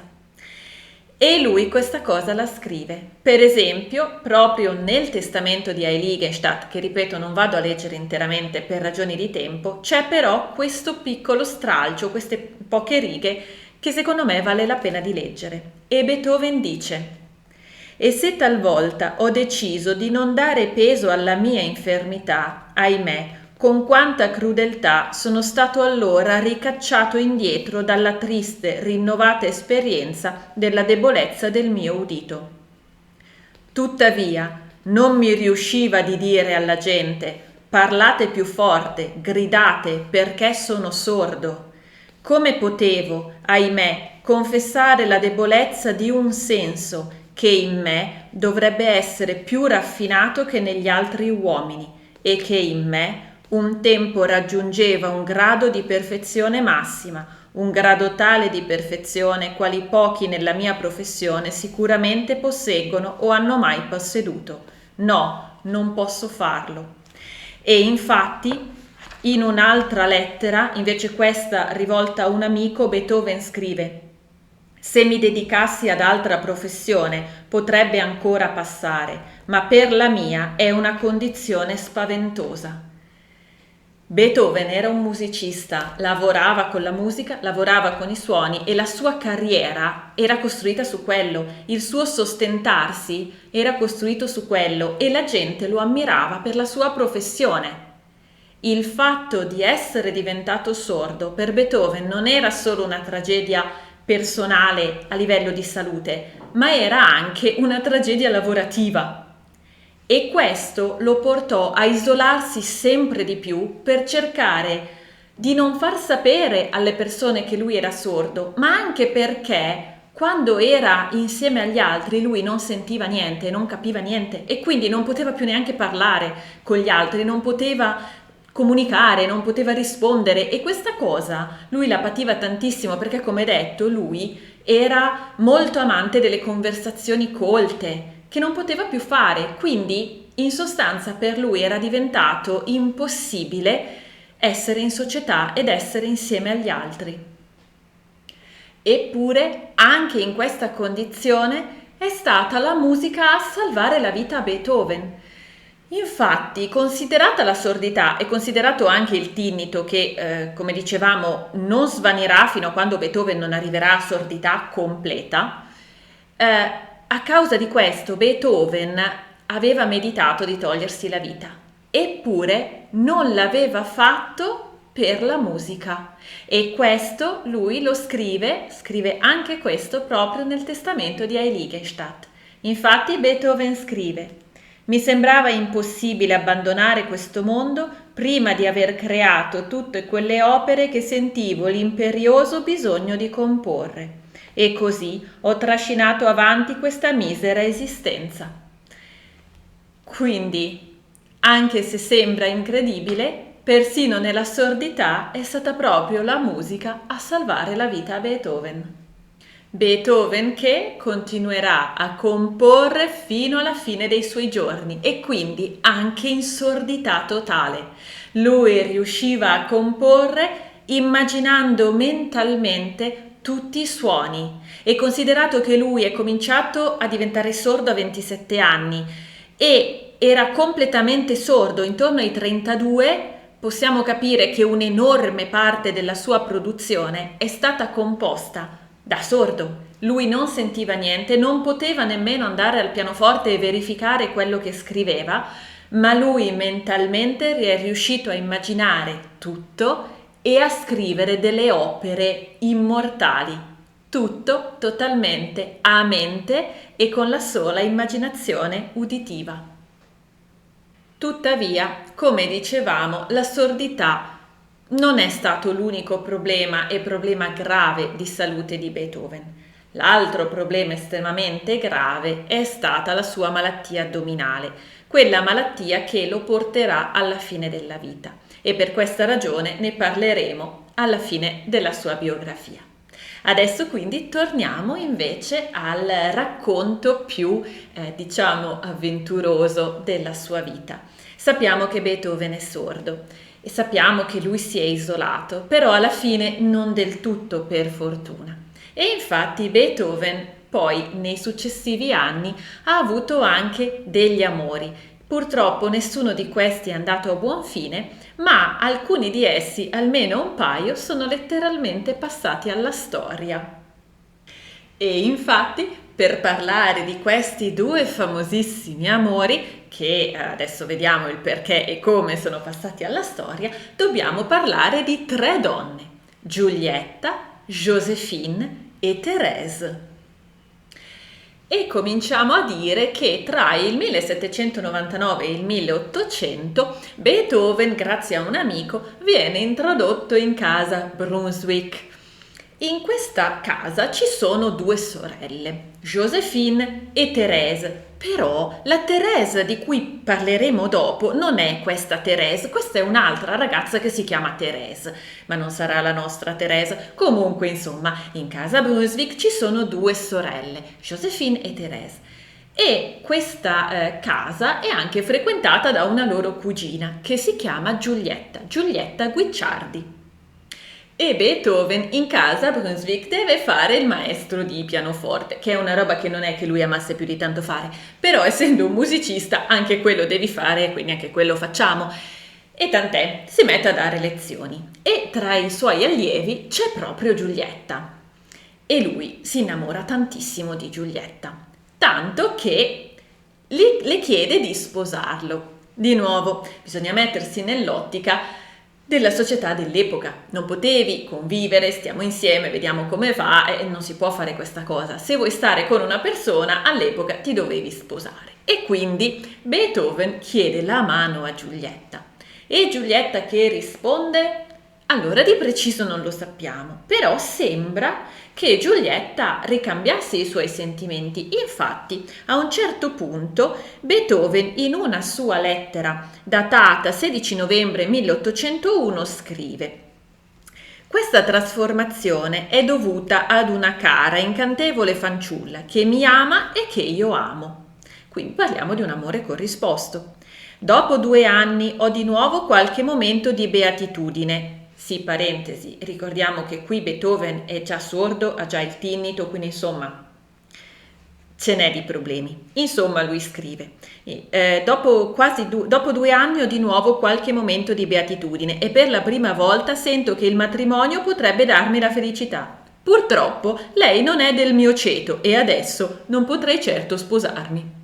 Problema di Beethoven, probabilmente un po' frequentando sempre ambienti di ceto più alto del suo e un po' magari per una questione psicologica Beethoven sempre di donne fuori portata si innamora e anche qualora lo ricambino come questa ragazza di cui lui parla e poi alla fine però non si riesce a farne niente.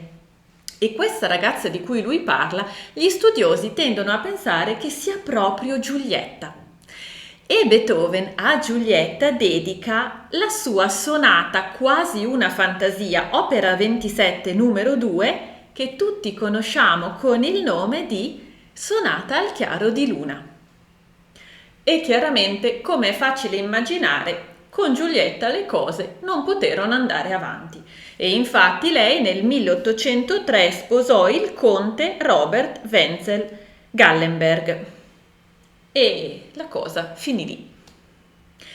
Ma dove Beethoven aveva conosciuto Giulietta? In casa Brunswick. E in casa Brunswick c'erano anche le due sorelle, Joséphine e Thérèse. E dopo aver rinunciato a Giulietta, Beethoven si innamora di Joséphine. E anche questa volta il sentimento sembra decisamente ricambiato. A onor di cronaca bisogna dire che qualcuno dice no, in realtà Joséphine non ricambiava il sentimento di Beethoven, erano solo molto amici, era lui che si era fatto un po' di film, ma poi quando si è accorto che insomma lei non lo ricambiava se n'è fatto una ragione. Però in realtà da come vanno le cose sembrerebbe invece proprio che Joséphine ricambiasse il sentimento di Beethoven, Joséphine detta Pepi. Che lei ricambiasse il sentimento di Beethoven. Perfetto, quindi qual è il problema? E non niente, a parte che anche Josephine era di un ceto troppo elevato per Beethoven, lei era pure già sposata. Era sposata con il conte Joseph Daim. Ma perché quindi c'è il sospetto che Josephine ricambiasse il sentimento di Beethoven? Perché dopo la morte di Beethoven, tra le sue carte venne rinvenuta una famosissima lettera passata alla storia come lettera all'immortale amata. In realtà, la lettera all'immortale amata è un gruppo di 3 lettere, datate tra il 6 e il 7 luglio 1812, mentre Beethoven era a Teplitz, in Boemia, alle terme per delle cure, perché infatti vedremo, come abbiamo accennato, che oltre alla sordità lui ha vari problemi anche di altro tipo, quindi era alle terme per curarsi. E proprio lì lui scrive questo gruppo di 3 lettere che poi sono appunto passate alla storia come lettera all'immortale amata. E una curiosità, proprio lì a Teplitz Beethoven conosce Goethe. E conosce Goethe grazie all'intermediazione della scrittrice Bettina Brentano, che noi abbiamo già incontrato perché Bettina Brentano fu una delle persone che andarono a trovare Schumann quando era nell'ultima parte della sua vita ricoverato al manicomio di Endenich. Ma insomma, tornando alle lettere, Beethoven lì scrive queste 3 lettere che diventano questa lettera all'immortale amata. Queste lettere che in realtà non vennero mai spedite. E quindi la domanda è: chi era l'immortale amata? Chi è la donna a cui Beethoven si riferisce? Ci ricordiamo che a casa Brunswick le sorelle erano 2, Josephine e Thérèse. Ecco, Thérèse von Brunswick a un certo punto disse: sono io l'immortale amata. Sì, no, perché io mi ero fidanzata segretamente con Beethoven e però non lo sapeva nessuno e quindi le lettere erano per me, sono io l'immortale amata. Va bene, problema risolto. Quindi se la persona, cioè se lei in prima persona dice sì sono io, sarà vero. Insomma, in realtà i biografi non sono affatto convinti di questa storia, non sono affatto convinti che sia Thérèse von Brunswick la destinataria, ma pensano piuttosto che sia stata Josephine. Infatti Thérèse poi da anziana aveva detto questa cosa e aveva detto che lei si era fidanzata con Beethoven nel 1806. Però il punto è che questa lettera è datata 1812. Quindi sembra non combaciare troppo le cose, mentre d'altro canto sembra che osservando la vita di Josephine possano sorgere dei dubbi. Che Josephine e Beethoven fossero stati veramente innamorati, veramente vicini e che il loro rapporto fosse stato tutt'altro che platonico, anche perché la lettera all'immortale amata non è platonica, è una lettera piena di passione. Ma che cosa è accaduto nella vita di Josephine per far sospettare ai biografi che perché forse, non ne siamo sicuri, ma forse potrebbe essere Josephine l'immortale amata? Josephine, come dicevamo, all'inizio di tutto era sposata con il conte Joseph Daim, che poi però a un certo punto era morto e lei si era poi risposata una seconda volta con il barone Christoph von Stackelberg. Questo secondo marito a un certo punto l'aveva abbandonata. E la cosa interessante è che 9 mesi dopo l'abbandono di questo marito, Josephine partorì una bambina che venne chiamata Minona. Ora, la domanda è: perché il marito ha abbandonato Josephine? Le risposte, o meglio, diciamo così, la risposta non ce l'abbiamo, però qui ci possono essere almeno 2 vie. Prima ipotesi: il marito si è accorto della relazione di Josephine con Beethoven e quindi l'ha abbandonata. E avendo Josephine una relazione con Beethoven, era rimasta incinta di Beethoven e poi è nata la bambina. Oppure, ipotesi 2, per un motivo che non sappiamo, il marito abbandona Josephine e a quel punto Josephine si riavvicina a Beethoven e i due probabilmente concepiscono Minona, che tra l'altro nasce nel 1813, quindi l'anno successivo alla lettera all'immortale amata. Quindi è possibile che Minona fosse la figlia di Beethoven? Non lo sappiamo, però una cosa interessante è che Minona, una volta adulta, distrusse e bruciò tutta la corrispondenza, tutto il carteggio che c'era stato tra sua madre, Joséphine, e Beethoven. E sappiamo anche che Joséphine venne circa ripudiata dalla sua famiglia. Sappiamo che dopo che il secondo marito la abbandonò, la famiglia non volle più tanto Joséphine attorno. E quindi tutti questi indizi ovviamente non ci danno una risposta, però hanno fatto sospettare agli studiosi che forse potrebbe anche essere che l'immortale amata a cui si riferisce Beethoven fosse Joséphine von Brunswick. E questo è stato il primo amore che è passato alla storia, la lettera all'immortale amata. Ma ce n'è un altro. Infatti noi all'inizio di questo racconto degli amori importanti di Beethoven abbiamo detto che le donne in ballo erano tre: Giulietta, e l'abbiamo vista, Joséphine, che forse è l'immortale amata, e poi Thérèse. Una Thérèse che però non è la sorella di Joséphine, è un'altra donna che si chiama Thérèse. E infatti ci stiamo riferendo a Thérèse o Teresa Malfatti. E anche con Thérèse o Teresa, a quanto pare venne progettato un matrimonio, perché Beethoven si innamorò tantissimo di questa donna. Lo ricambiava, non lo ricambiava, questo non è chiaro. Quello che però sappiamo è che alla fine ci fu un nulla di fatto. Tuttavia ci sono degli studiosi che ritengono che magari forse che l'immortale amata sia Teresa Malfatti. Chi lo sa, diciamo che forse le prove sembrano in questo senso più a favore di Joséphine. Però Teresa ha avuto un altro ruolo nella storia, nel senso che molto probabilmente è stata la destinataria del brano per Elisa. E qui si apre il vaso di Pandora. Perché? Ok, il brano per Elisa lo conosciamo tutti, ma penso che ogni volta non è vero, però molto spesso quando ti mettono in attesa al telefono è quello che senti. Okay, quindi il brano per Elisa lo conosciamo tutti, ma qui si apre un mondo. Perché? La questione è per Elisa, che poi però magari probabilmente era per Teresa.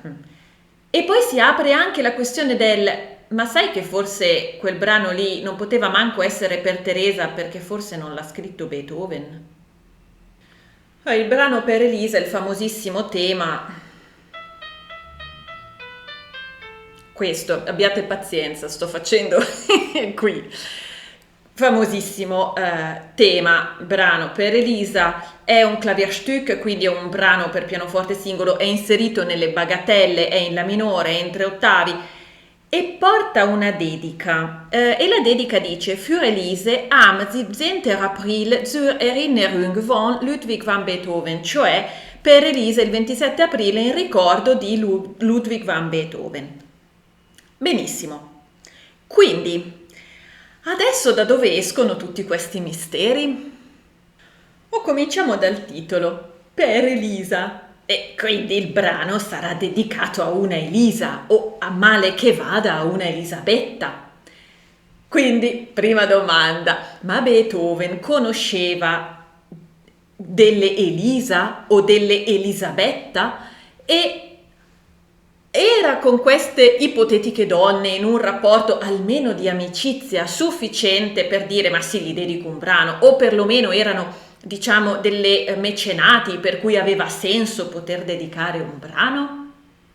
Cominciamo a dire che di Elisa non ne sono pervenute, però di Elisabetta forse sì. Infatti un'ipotesi è che sia Elisabeth Röckel, una soprano tedesca. Una soprano della quale a quanto pare Beethoven si era innamorato. Questa soprano diventerà poi la moglie del compositore Hummel e una sua amica la chiamava Elise. Quindi c'è chi dice, ma magari il brano Für Elise è stato proprio per Elisa, cioè per Elisabetta, e magari è stato composto da Beethoven nel momento in cui lei se n'è andata da Vienna. Ovviamente la risposta non ce l'abbiamo, però questa è un'ipotesi, visto che cerchiamo un'Elisabetta, un'Elisabeth l'abbiamo trovata. Poi c'è qualcun altro che si chiama Elisabeth? Sì, c'è una persona che si chiama Elisabeth anche se non di primo nome, però allora questa ragazza, che era anche lei una soprano, si chiamava Juliane Katharine Elisabeth Barensfeld, detta Elise Barensfeld. Ora, lei e Beethoven si erano conosciute tramite Malzer, che era l'inventore del metronomo. Beethoven è stato uno dei primi ad avere un metronomo tra le mani, che all'inizio non gli aveva fatto una grande impressione, però adesso non approfondiamo. Ad ogni modo, questa ragazza, che aveva Elisabeth come terzo nome, veniva chiamata Elise Barensfeld, e quindi un'altra Elisabeth, o addirittura una Elise, visto che era chiamata così, l'abbiamo trovata. Quindi, che forse per Elisa sia per Elise Barensfeld? Il problema però è che tra le Elise e le Elisabeth abbiamo finito qua. Quindi adesso sorge una domanda: e se Elisa non fosse Elisa? E qui qualcuno avanza l'ipotesi: e se questo brano fosse per Giulietta Guicciardi? Va bene, però ci sono delle cose che non sembrano combinare più di tanto. La più ovvia è il nome. Se lei si chiamava Giulietta, perché intitolare il brano per Elisa? Non ci sono testimonianze che Giulietta si facesse chiamare Elisa. Allora forse Elisa era un modo per nascondere il nome Giulietta? Va bene, però qui sorge un altro problema. Giulietta e Beethoven avevano un po' amoreggiato intorno al 1800, mentre il brano Für Elise è del 1810. Quindi, perché scrivere questo brano 10 anni dopo? Tra l'altro, constato che fra mezzo all'amore tra Giulietta e Beethoven e il 1810 c'era stato di mezzo tantissimo, tra cui altri amori, uno per tutti quello di Joséphine, che magari è l'immortale amata. Quindi sembra strano che 10 anni dopo Beethoven scriva per Elisa, però in realtà è Giulietta, 10 anni dopo. Quindi effettivamente c'è qualcuno che ha avanzato l'ipotesi che magari per Elisa in realtà è un brano dedicato a Giulietta Guicciardi, però sembrano esserci delle cose che non tornano più di tanto. E poi ci sono varie altre ipotesi, fino ad arrivare a dire: ma sai che forse per Elisa in realtà era per Teresa? Ebbene sì. Secondo questa ipotesi, il brano in realtà si sarebbe intitolato Für Therese e non Für Elise. E la destinataria di questo brano sarebbe stata proprio Thérèse Malfatti, la quale conosceva Elise Barensfeld, e qualcuno dice allora forse il Für Elise perché le due donne si conoscevano. Sì, d'accordo, ma Teresa non si faceva mica chiamare Elisa era l'altra, l'amica. Quindi non saprei, ecco, in riguardo a questa, come dire, a questo collegamento. Però si dice, probabilmente all'inizio, cioè originariamente il brano si chiamava Für Therese, e però è stato trascritto male. Eh sì, perché Beethoven aveva una gran brutta grafia e quindi chi l'ha trascritto ha scambiato e Therese per Elise. Quindi c'era scritto Therese, ma lui ha letto Elise e quindi ha trascritto Für Elise e il brano è diventato per Elisa. Però in realtà originariamente era per Teresa e precisamente per Teresa Malfatti. E qui arriva, io credo, una domanda piuttosto legittima.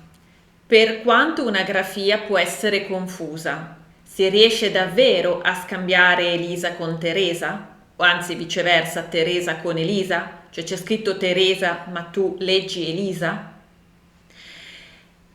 Bisogna a questo punto capire da chi arriva la presunta mala trascrizione. Arriva da un tale Ludwig Noll, che aveva studiato giurisprudenza e poi aveva preso delle lezioni di musica ed era anche diventato musicologo. E costui insegnava come mestiere, però non è che riuscisse a fare chissà quanti soldi, fino al 1864, quando Ludwig Noll, con un colpo di fortuna incredibile, fa il colpaccio del secolo. Trova un manoscritto originale inedito di Beethoven. Indovinare che brano? Per Elisa. Ludwig Noll disse di avere trovato questo manoscritto inedito di Beethoven in una soffitta e tuttavia la storia di questo ritrovamento non è del tutto chiara. Infatti è Ludwig Noll a dire di essere risalito al fatto che questo manoscritto era stato in possesso di Thérèse Malfatti. E quindi lui lì da lì dice probabilmente Thérèse era la proprietaria del manoscritto perché era a lei che era stato dedicato questo manoscritto. Sta di fatto che insomma quando Ludwig Noll trova questo manoscritto di Beethoven lo trascrive, però lo trascrive intitolandolo Für Elise, perché si sbaglia, perché la grafia di Beethoven è confusa e quindi scambia Teresa per Elisa e il brano diventa per Elisa. E poi va in trattative con la Breitkopf per poterlo pubblicare, ci mette un po', alla fine glielo pubblicano. E lui dice appunto che questo è un brano molto grazioso, anche semplice, così, ed è un inedito di Beethoven. Va bene. A questo punto però la cosa più semplice da fare sarebbe: allora, se c'è questo mistero del nome, ma vediamo, invece di vedere la tua trascrizione, Ludwig Noll, vediamo il manoscritto di Beethoven, vediamo cosa c'è scritto e vediamo se riusciamo a capire se c'è scritto davvero Elisa o se c'è scritto davvero Teresa. Ma il manoscritto non esiste più. Esatto, il manoscritto è sparito. Dopo la trascrizione che ha fatto Ludwig Noll di questo manoscritto e anche comunque dopo la pubblicazione, che però è stata pubblicata la trascrizione di Noll, questo manoscritto è sparito, anche se c'è da dire che l'unico ad averlo avuto in mano è stato proprio Ludwig Noll, tanto che a oggi il brano per Elisa è annoverato tra i VOO, cioè i Werke ohne Opuszahl, cioè le opere senza numero d'opera, i lavori senza numero d'opera. A questo punto è inevitabile pensare male, ma siamo proprio sicuri che Ludwig Noll abbia davvero trovato il manoscritto di Beethoven?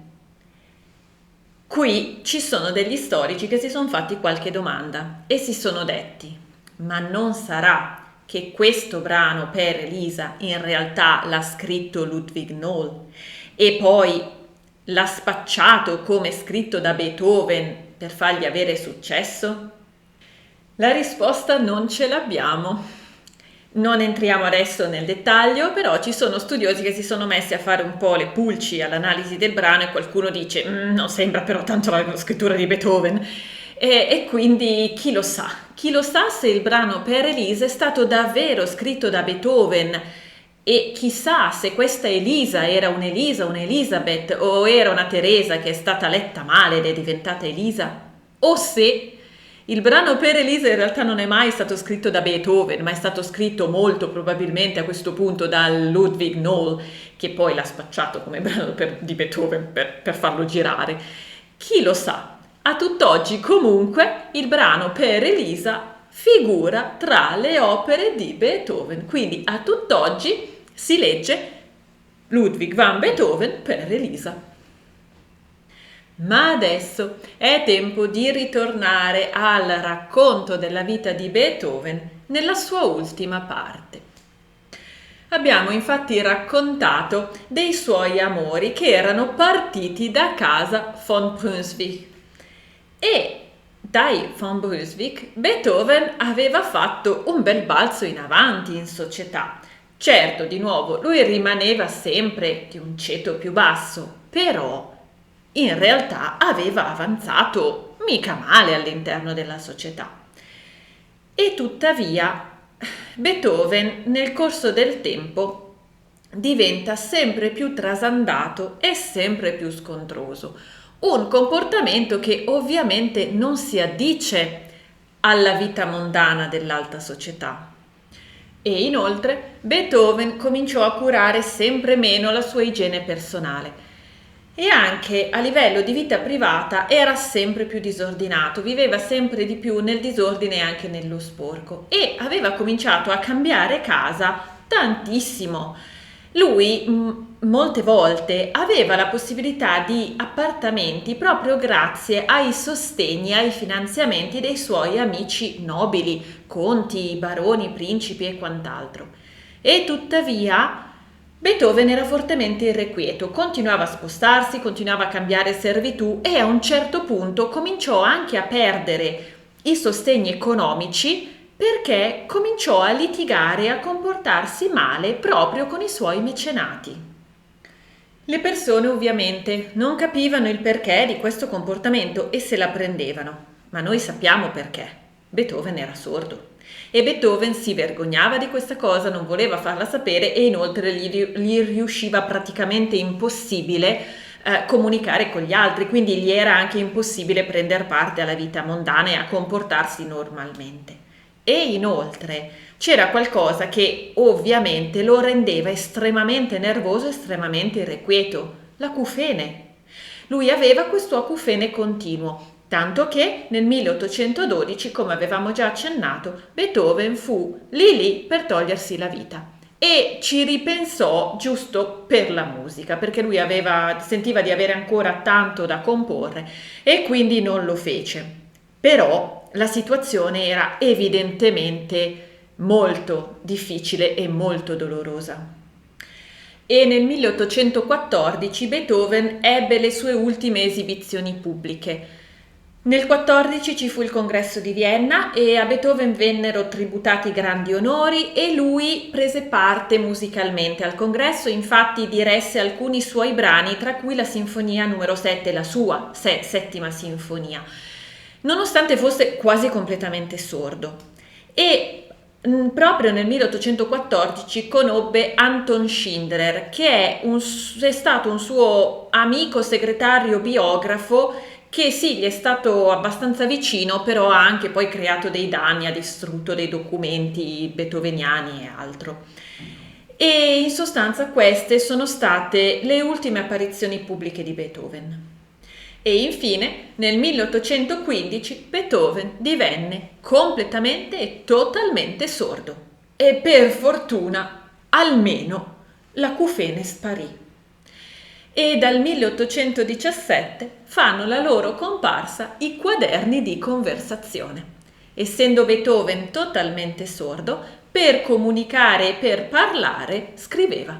E infatti ci sono questi quaderni, i cosiddetti quaderni di conversazione, che sono svariati quaderni dove Beethoven parlava con gli altri. Qual è il problema? Schindler, il tizio, il segretario, perché dopo la morte di Beethoven questa persona ha distrutto tipo 2/3 dei quaderni.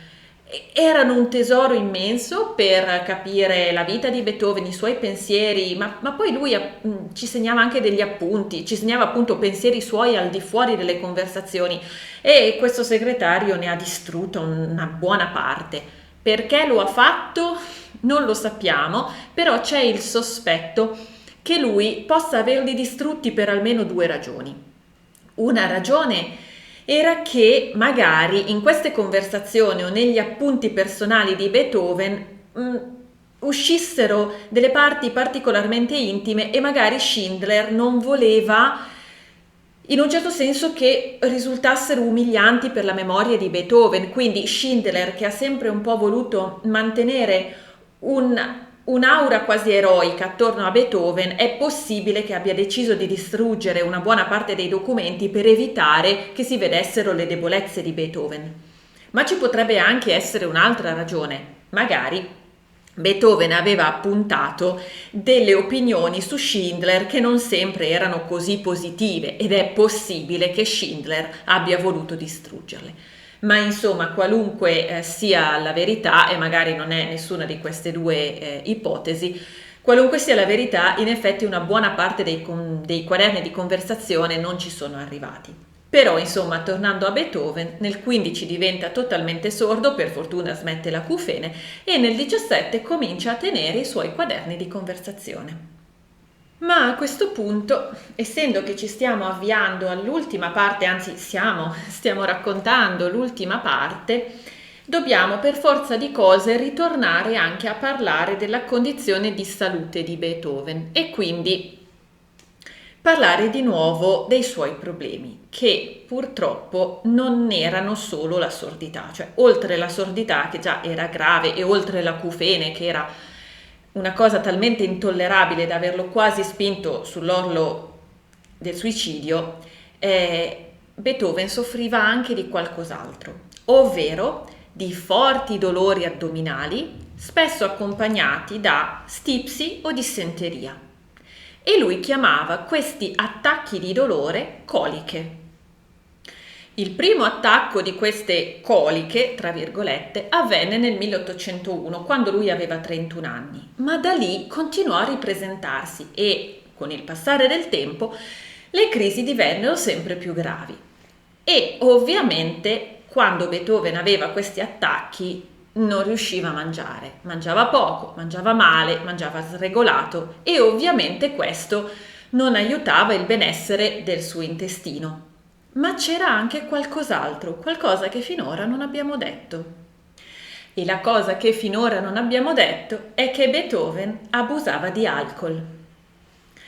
Beethoven beveva costantemente, durante tutto il giorno, prevalentemente vino, ma a volte birra, qualche volta alcolici più pesanti. Ma Beethoven beveva in modo costante e di fatto in realtà non era mai ubriaco. Beethoven si ubriacava solo di tanto in tanto quando usciva con gli amici e beveva di più di colpo e quindi si ubriacava. Ma poi durante i giorni lui non era praticamente mai ubriaco, però aveva un consumo di alcol costante durante tutto il giorno. Quindi ne abusava e probabilmente ne era anche un po' dipendente. Beethoven non è mai stata una persona pericolosa, né mai una persona violenta.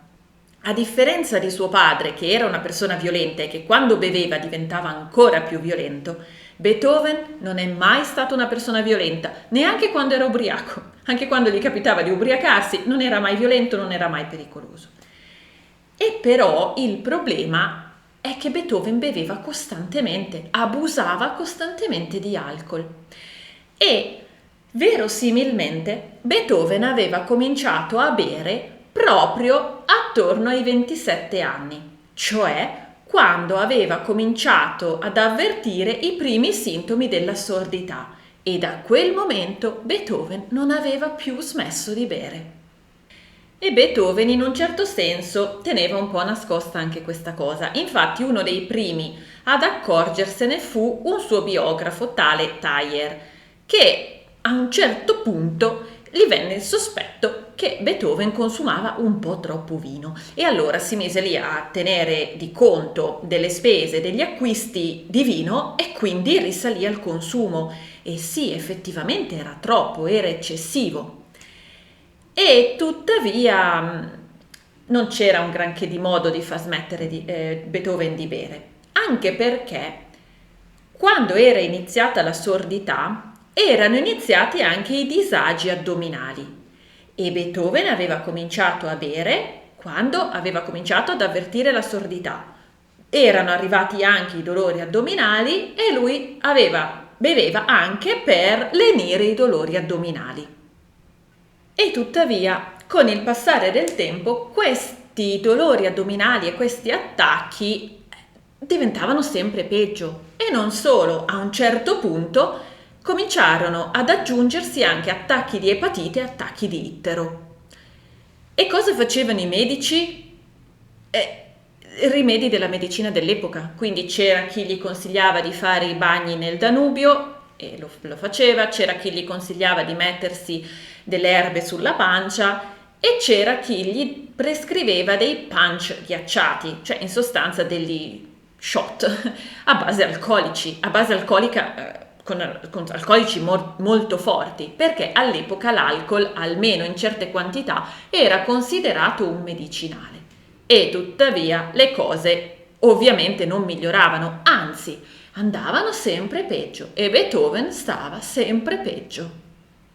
E in tutto questo Beethoven con il suo stile di vita non aiutava affatto la situazione, perché mangiava male, di default, mangiava male, cibo di cattiva qualità e mangiava in modo sregolato, e in più viveva e lavorava in modo sregolato. Molto spesso lavorava di notte, oppure usciva e lavorava, cioè componeva nei boschi, al freddo, all'umido, stava fuori anche se cominciava a piovere, poi faceva queste lunghe camminate per aiutare la mente, ma anche per aiutare l'intestino, e però camminava, andava in giro, camminava, prendeva freddo, prendeva acqua, faceva queste cose un po' con qualunque tempo. Ovviamente questa cosa peggiorò nel corso del tempo sempre di più la sua condizione, tanto che a un certo punto anche i suoi piedi cominciarono a gonfiarsi. E in merito a questo stile di vita c'erano poi delle persone, dei medici che gli dicevano, cioè, ascolta però non puoi fare così. Eppure lui non voleva sentire ragioni, lui continuava con questa vita eccessiva, non tanto perché facesse chissà che cosa, ma proprio perché il suo comportamento era quasi autolesionistico in certi momenti. Tra l'altro il dottor Andreas Wavrug, che è il dottore che lo assistette nelle ultime settimane di vita, scrive in merito a Beethoven. Egli però insisteva in questa vita senza comodità, senza riposi che gli dessero sollievo, e così la malattia ben presto prese il sopravvento su di lui, come è facile immaginare. E della sua malattia, infatti, ne parliamo a breve, ma prima dobbiamo un po' capire qual è stato il punto di innesco che ha portato Beethoven alla fine, perché solo dopo la sua morte si capirà realmente che cosa aveva ucciso Beethoven. Noi sappiamo che Beethoven aveva due fratelli, Johann e Karl, e Karl nel 1815 morì. E Karl aveva un figlio, anch'egli di nome Karl. Era un po' tradizione, come abbiamo visto un po' sempre, dare i nomi in famiglia, quindi di padre in figlio, di nonno in nipote e così via. Quindi Karl, il fratello di Beethoven, nel 1815 muore, e Karl, il fratello, aveva un figlio di nome Karl, anche lui. Noi sappiamo che Beethoven aveva avuto un po' degli screzi con i suoi fratelli, proprio perché Beethoven aveva questo moralismo un po' eccessivo, era un fratello un po' pedante. Però sappiamo anche dal testamento di Heiligenstadt che Beethoven voleva un enorme bene ai suoi fratelli. Bene che a quanto pare era ricambiato, perché infatti il testamento di Karl recitava così: nomino tutore, sottinteso tutore del figlio del piccolo Karl, nomino tutore mio fratello Ludwig van Beethoven. Dato che questo fratello mi ha spesso aiutato con vero amore fraterno nella maniera più nobile e generosa, mi riprometto anche per l'avvenire, con tutta la fiducia che ho nel suo nobile cuore, che egli voglia avere anche per mio figlio Karl l'affetto e l'amicizia che così spesso ha dimostrato a me, e che userà ogni mezzo possibile per l'educazione spirituale di mio figlio e la sua ulteriore rinascita. So che non respingerà questa preghiera. Quindi Karl aveva un'enorme fiducia nel fratello Ludwig, e infatti lascia nel testamento suo figlio nelle mani dello zio, praticamente. Il punto è che il bambino, il piccolo Karl, aveva la custodia condivisa tra lo zio Ludwig van Beethoven e la mamma Johanna Reiss. Il problema qual è? Che Beethoven non poteva sopportare Johanna. Motivo? Punto di domanda. Secondo Beethoven, questa donna non era moralmente adatta a crescere il figlio. Beethoven era un fratello pedante, Beethoven non gli andavano mai bene le donne che i suoi fratelli portavano a casa. Ora, Io non ho trovato nessuna prova che questa donna avesse effettivamente dei comportamenti pericolosi o dannosi per il bambino. E non ci sono, almeno io non ho trovato fonti che dicano che Karl, il fratello di Beethoven, abbia avuto qualche tipo di problema con la moglie o in famiglia. A quanto sembrerebbe proprio che il problema era che Beethoven, Ludwig van Beethoven, non potesse sopportare questa donna, che secondo lui lei non era adatta a crescere il figlio. E quindi Beethoven cominciò una battaglia legale per avere la custodia esclusiva del nipote Karl, escludendo quindi Johanna. E di fatto ci riuscì. Infatti Beethoven ottenne la custodia totale del piccolo Karl, che a quel momento aveva 9 anni.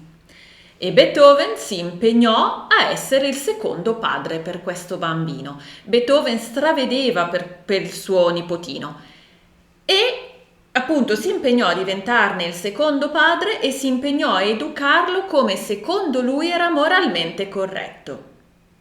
Il problema è che, come abbiamo visto, Beethoven aveva un concetto morale decisamente estremo, decisamente distorto probabilmente, ma non solo. Beethoven era una persona buona, era una persona di cuore, era una persona sensibile, era una persona che voleva aiutare gli altri. Ma dobbiamo ricordare che l'unico esempio di padre e di infanzia che lui ha avuto era suo padre e la sua infanzia, cioè sua di lui, di Ludwig. Quindi il problema è che Beethoven si comportò con questo bambino in modo destabilizzante. Non gli fece mai violenza, però lo criticava costantemente, lo educava in un modo strano e alla fine destabilizzò questo bambino. Inoltre dobbiamo mettere in tutto questo, quindi, oltre al moralismo estremo di Beethoven, oltre al fatto che lui era evidentemente una persona molto critica e molto pedante, oltre al fatto che aveva come unico esempio di padre suo padre e l'unico esempio di infanzia la sua infanzia, che era stata terribile, dobbiamo anche mettere che era un uomo tormentato a livello di salute, era sordo, aveva il tinnito e in questo periodo, tra l'altro, mentre ha la custodia di Karl, Beethoven sta scrivendo la nona sinfonia e però era una persona che stava male anche a livello addominale e dopo vedremo che cosa aveva realmente Beethoven. Tutto questo non fornì una buona educazione a questo bambino che si trovò totalmente perso e totalmente destabilizzato. E Karl si trovò talmente destabilizzato e talmente oppresso dalle continue critiche dello zio e dalle sue regole così estremamente stringenti che nel 1826 tentò il suicidio. Karl si sparò tentando appunto di togliersi la vita e non ci riuscì. Ovviamente Beethoven lo venne a sapere e si venne a sapere anche le motivazioni del gesto di questo ragazzo. E Beethoven ne fu distrutto, perché nella sua testa lui stava educando bene il bambino, lui lo stava facendo per lui. Quindi rendersi conto che quello che aveva fatto in realtà aveva portato a una tale disperazione in questo ragazzino da fargli compiere un gesto del genere, ovviamente praticamente a momenti mandò Beethoven in depressione, tanto che lui decise di rinunciare alla custodia di Karl e la passò a Stefan von Brüning, quel famoso amico d'infanzia dai von Brüning, dove lui era cresciuto, quell'amico che si era anche lui innamorato di Jeannette, la prima ragazzina. Ecco, erano poi rimasti sempre amici. Lui con questa famiglia è rimasto amico tutta la vita. E quindi Beethoven decide di passare la custodia di suo nipote proprio a Stefan von Brüning. E ovviamente Beethoven prende malissimo il fatto, insomma tutto quanto, e poi prende malissimo anche il fatto di doversi distaccare dal nipote, perché ovviamente passa la custodia e poi le cose cambiano e insomma lui non è più il tutore di Karl. E Beethoven vive con grande dolore, con grande angoscia, l'idea di distaccarsi dal nipote. e quindi decide di trascorrere un ultimo periodo insieme a Karl nella tenuta del fratello Johann. E allora si trovano lì tutti quanti, quindi c'è Beethoven, c'è Johann ovviamente perché è casa sua e c'è Karl e passano lì un po' di tempo. Se non fosse che a un certo punto Beethoven si mette a litigare col fratello Johann. Questi litigano e Beethoven, che comunque aveva un carattere un po' fatto a modo suo, prende su baracche e burattini, pianta tutto e dice io torno a Vienna. E così fa. Il problema è che lui parte il 1° dicembre del 1826. È inverno, fa freddo, e lui il 1° dicembre del 1826 pianta lì tutto, prende su e dice io torno a Vienna. Esce dalla casa del fratello e sale su un carro del latte. La tenuta del fratello era in campagna. Beethoven deve tornare a Vienna. È il 1° dicembre, fa un freddo terribile, lui non è vestito in modo adeguato e fa il viaggio sul carro del latte, che non è evidentemente un mezzo pensato per trasportare persone e certamente non per viaggi lunghi. Beethoven fa la prima parte della tratta, si ferma a passare la notte in una locanda, gli danno una stanza e questa stanza alle finestre non ha i vetri.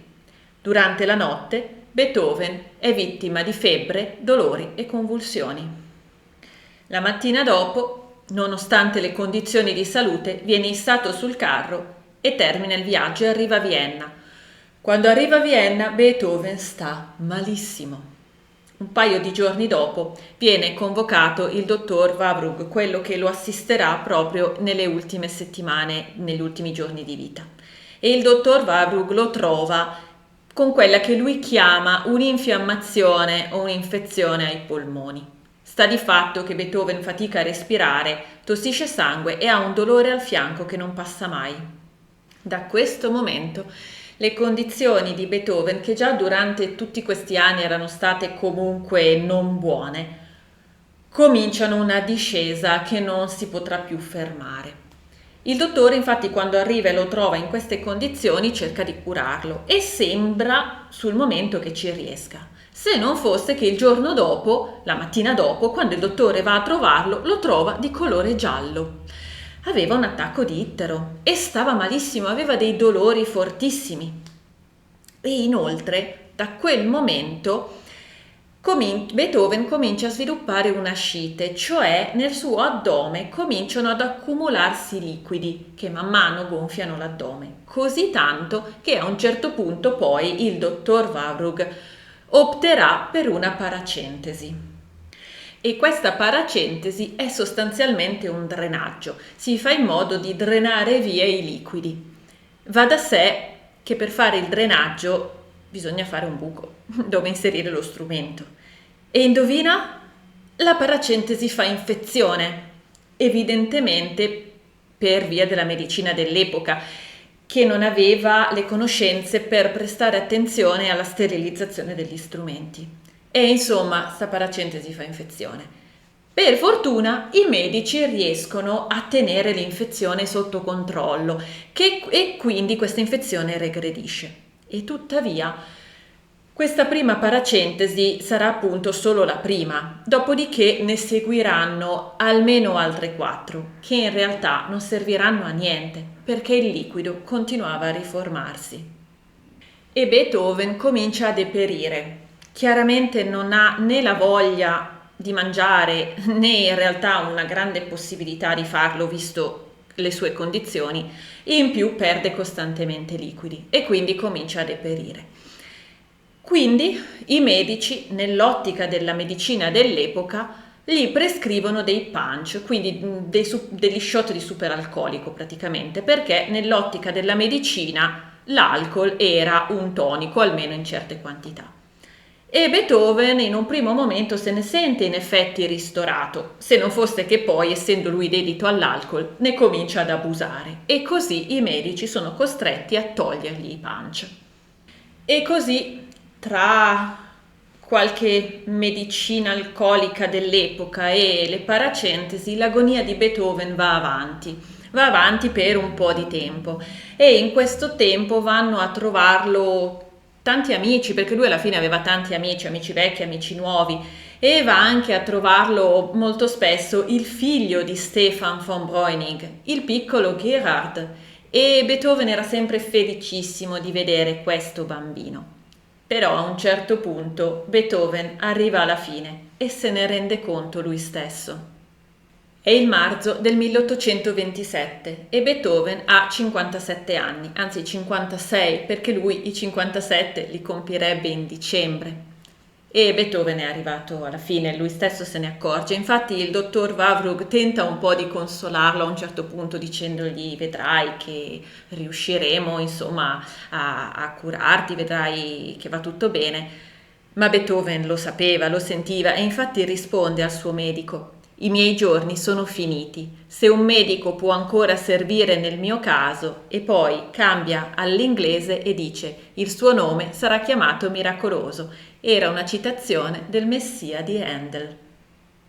A quel punto quindi viene chiamato un pastore e a Beethoven viene data l'estrema unzione. Dopo poco Beethoven cade in coma e infine il 26 marzo del 1827 Beethoven si spegne.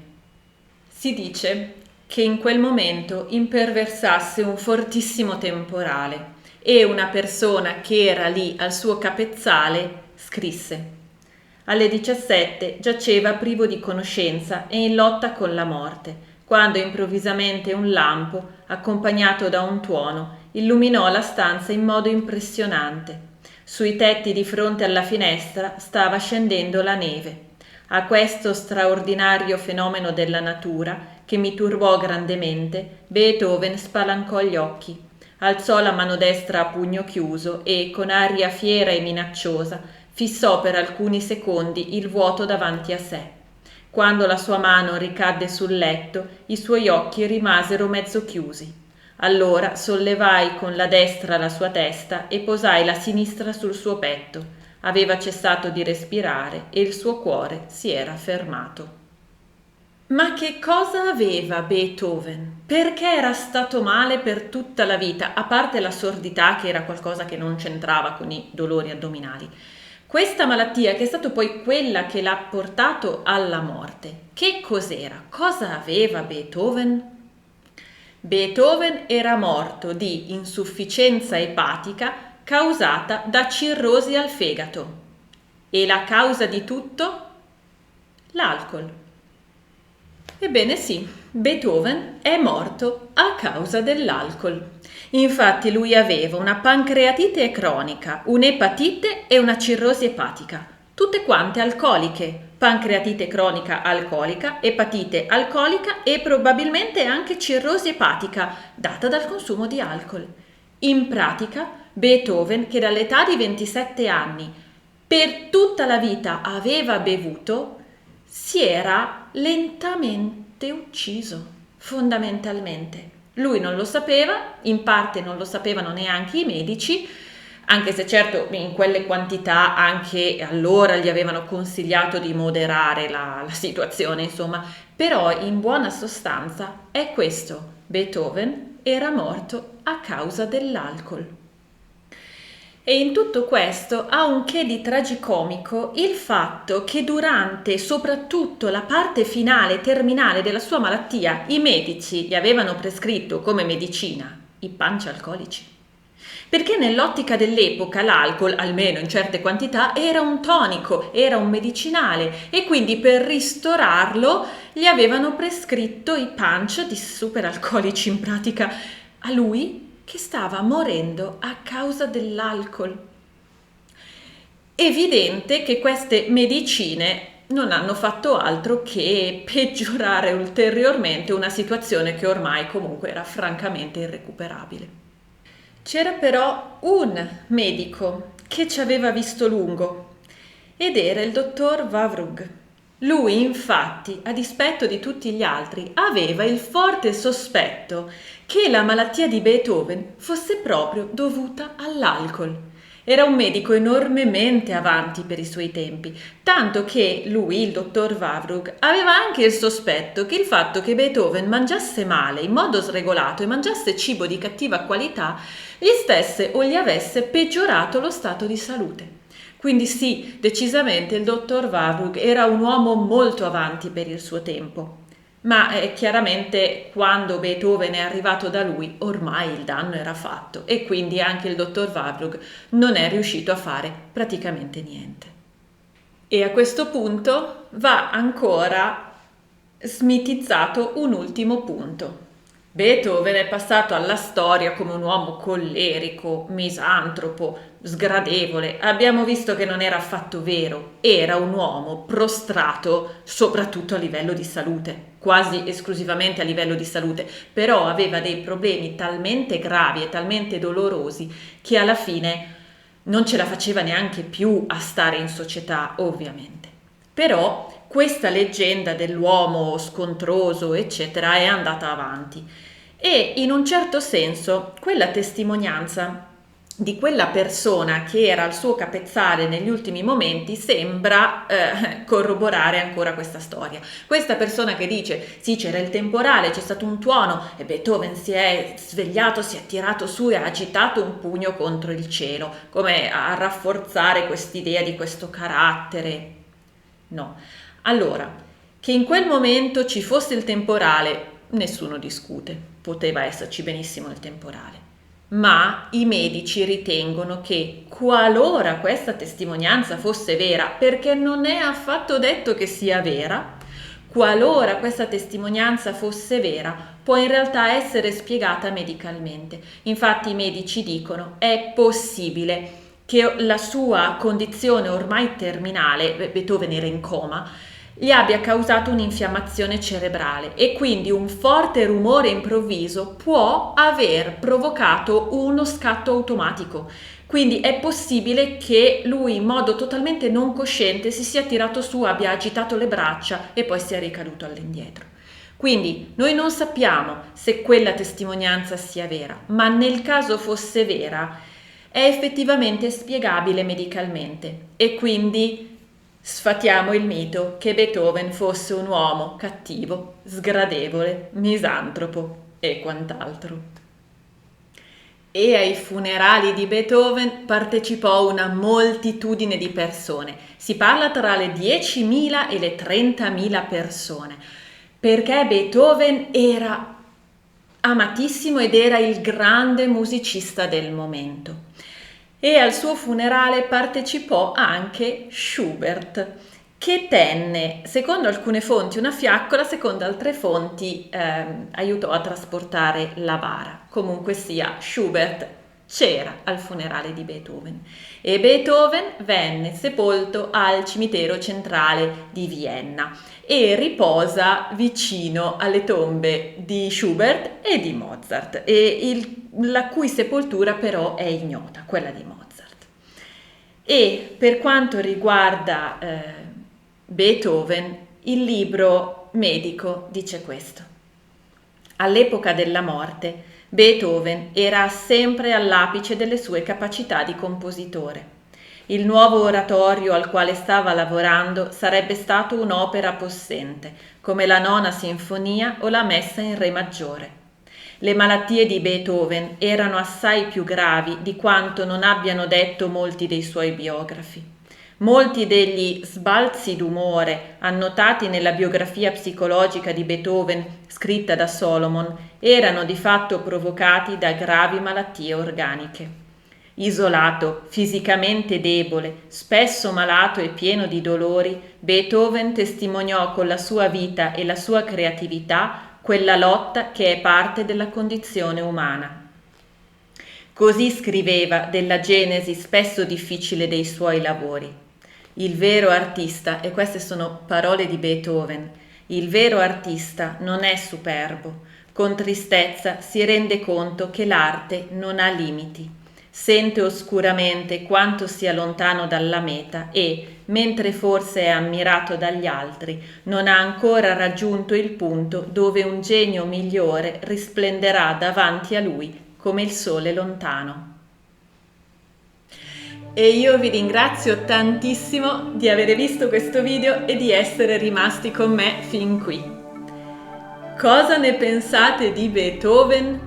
Probabilmente lo conoscevate già, ma lo conoscevate così come ce lo presentano in modo un po' superficiale, sempre scontroso, misantropo, caratteraccio, o lo conoscevate davvero nella sua realtà umana, che era alla fine un uomo umile, un uomo buono? Certo, aveva i suoi difetti, aveva un carattere un po' fatto a modo suo, aveva questo moralismo un po' estremo, aveva a volte dei comportamenti un po' acidi, un po' estremi, ma dopo tutto era una persona assolutamente di cuore e è stata una persona che ha sofferto tantissimo.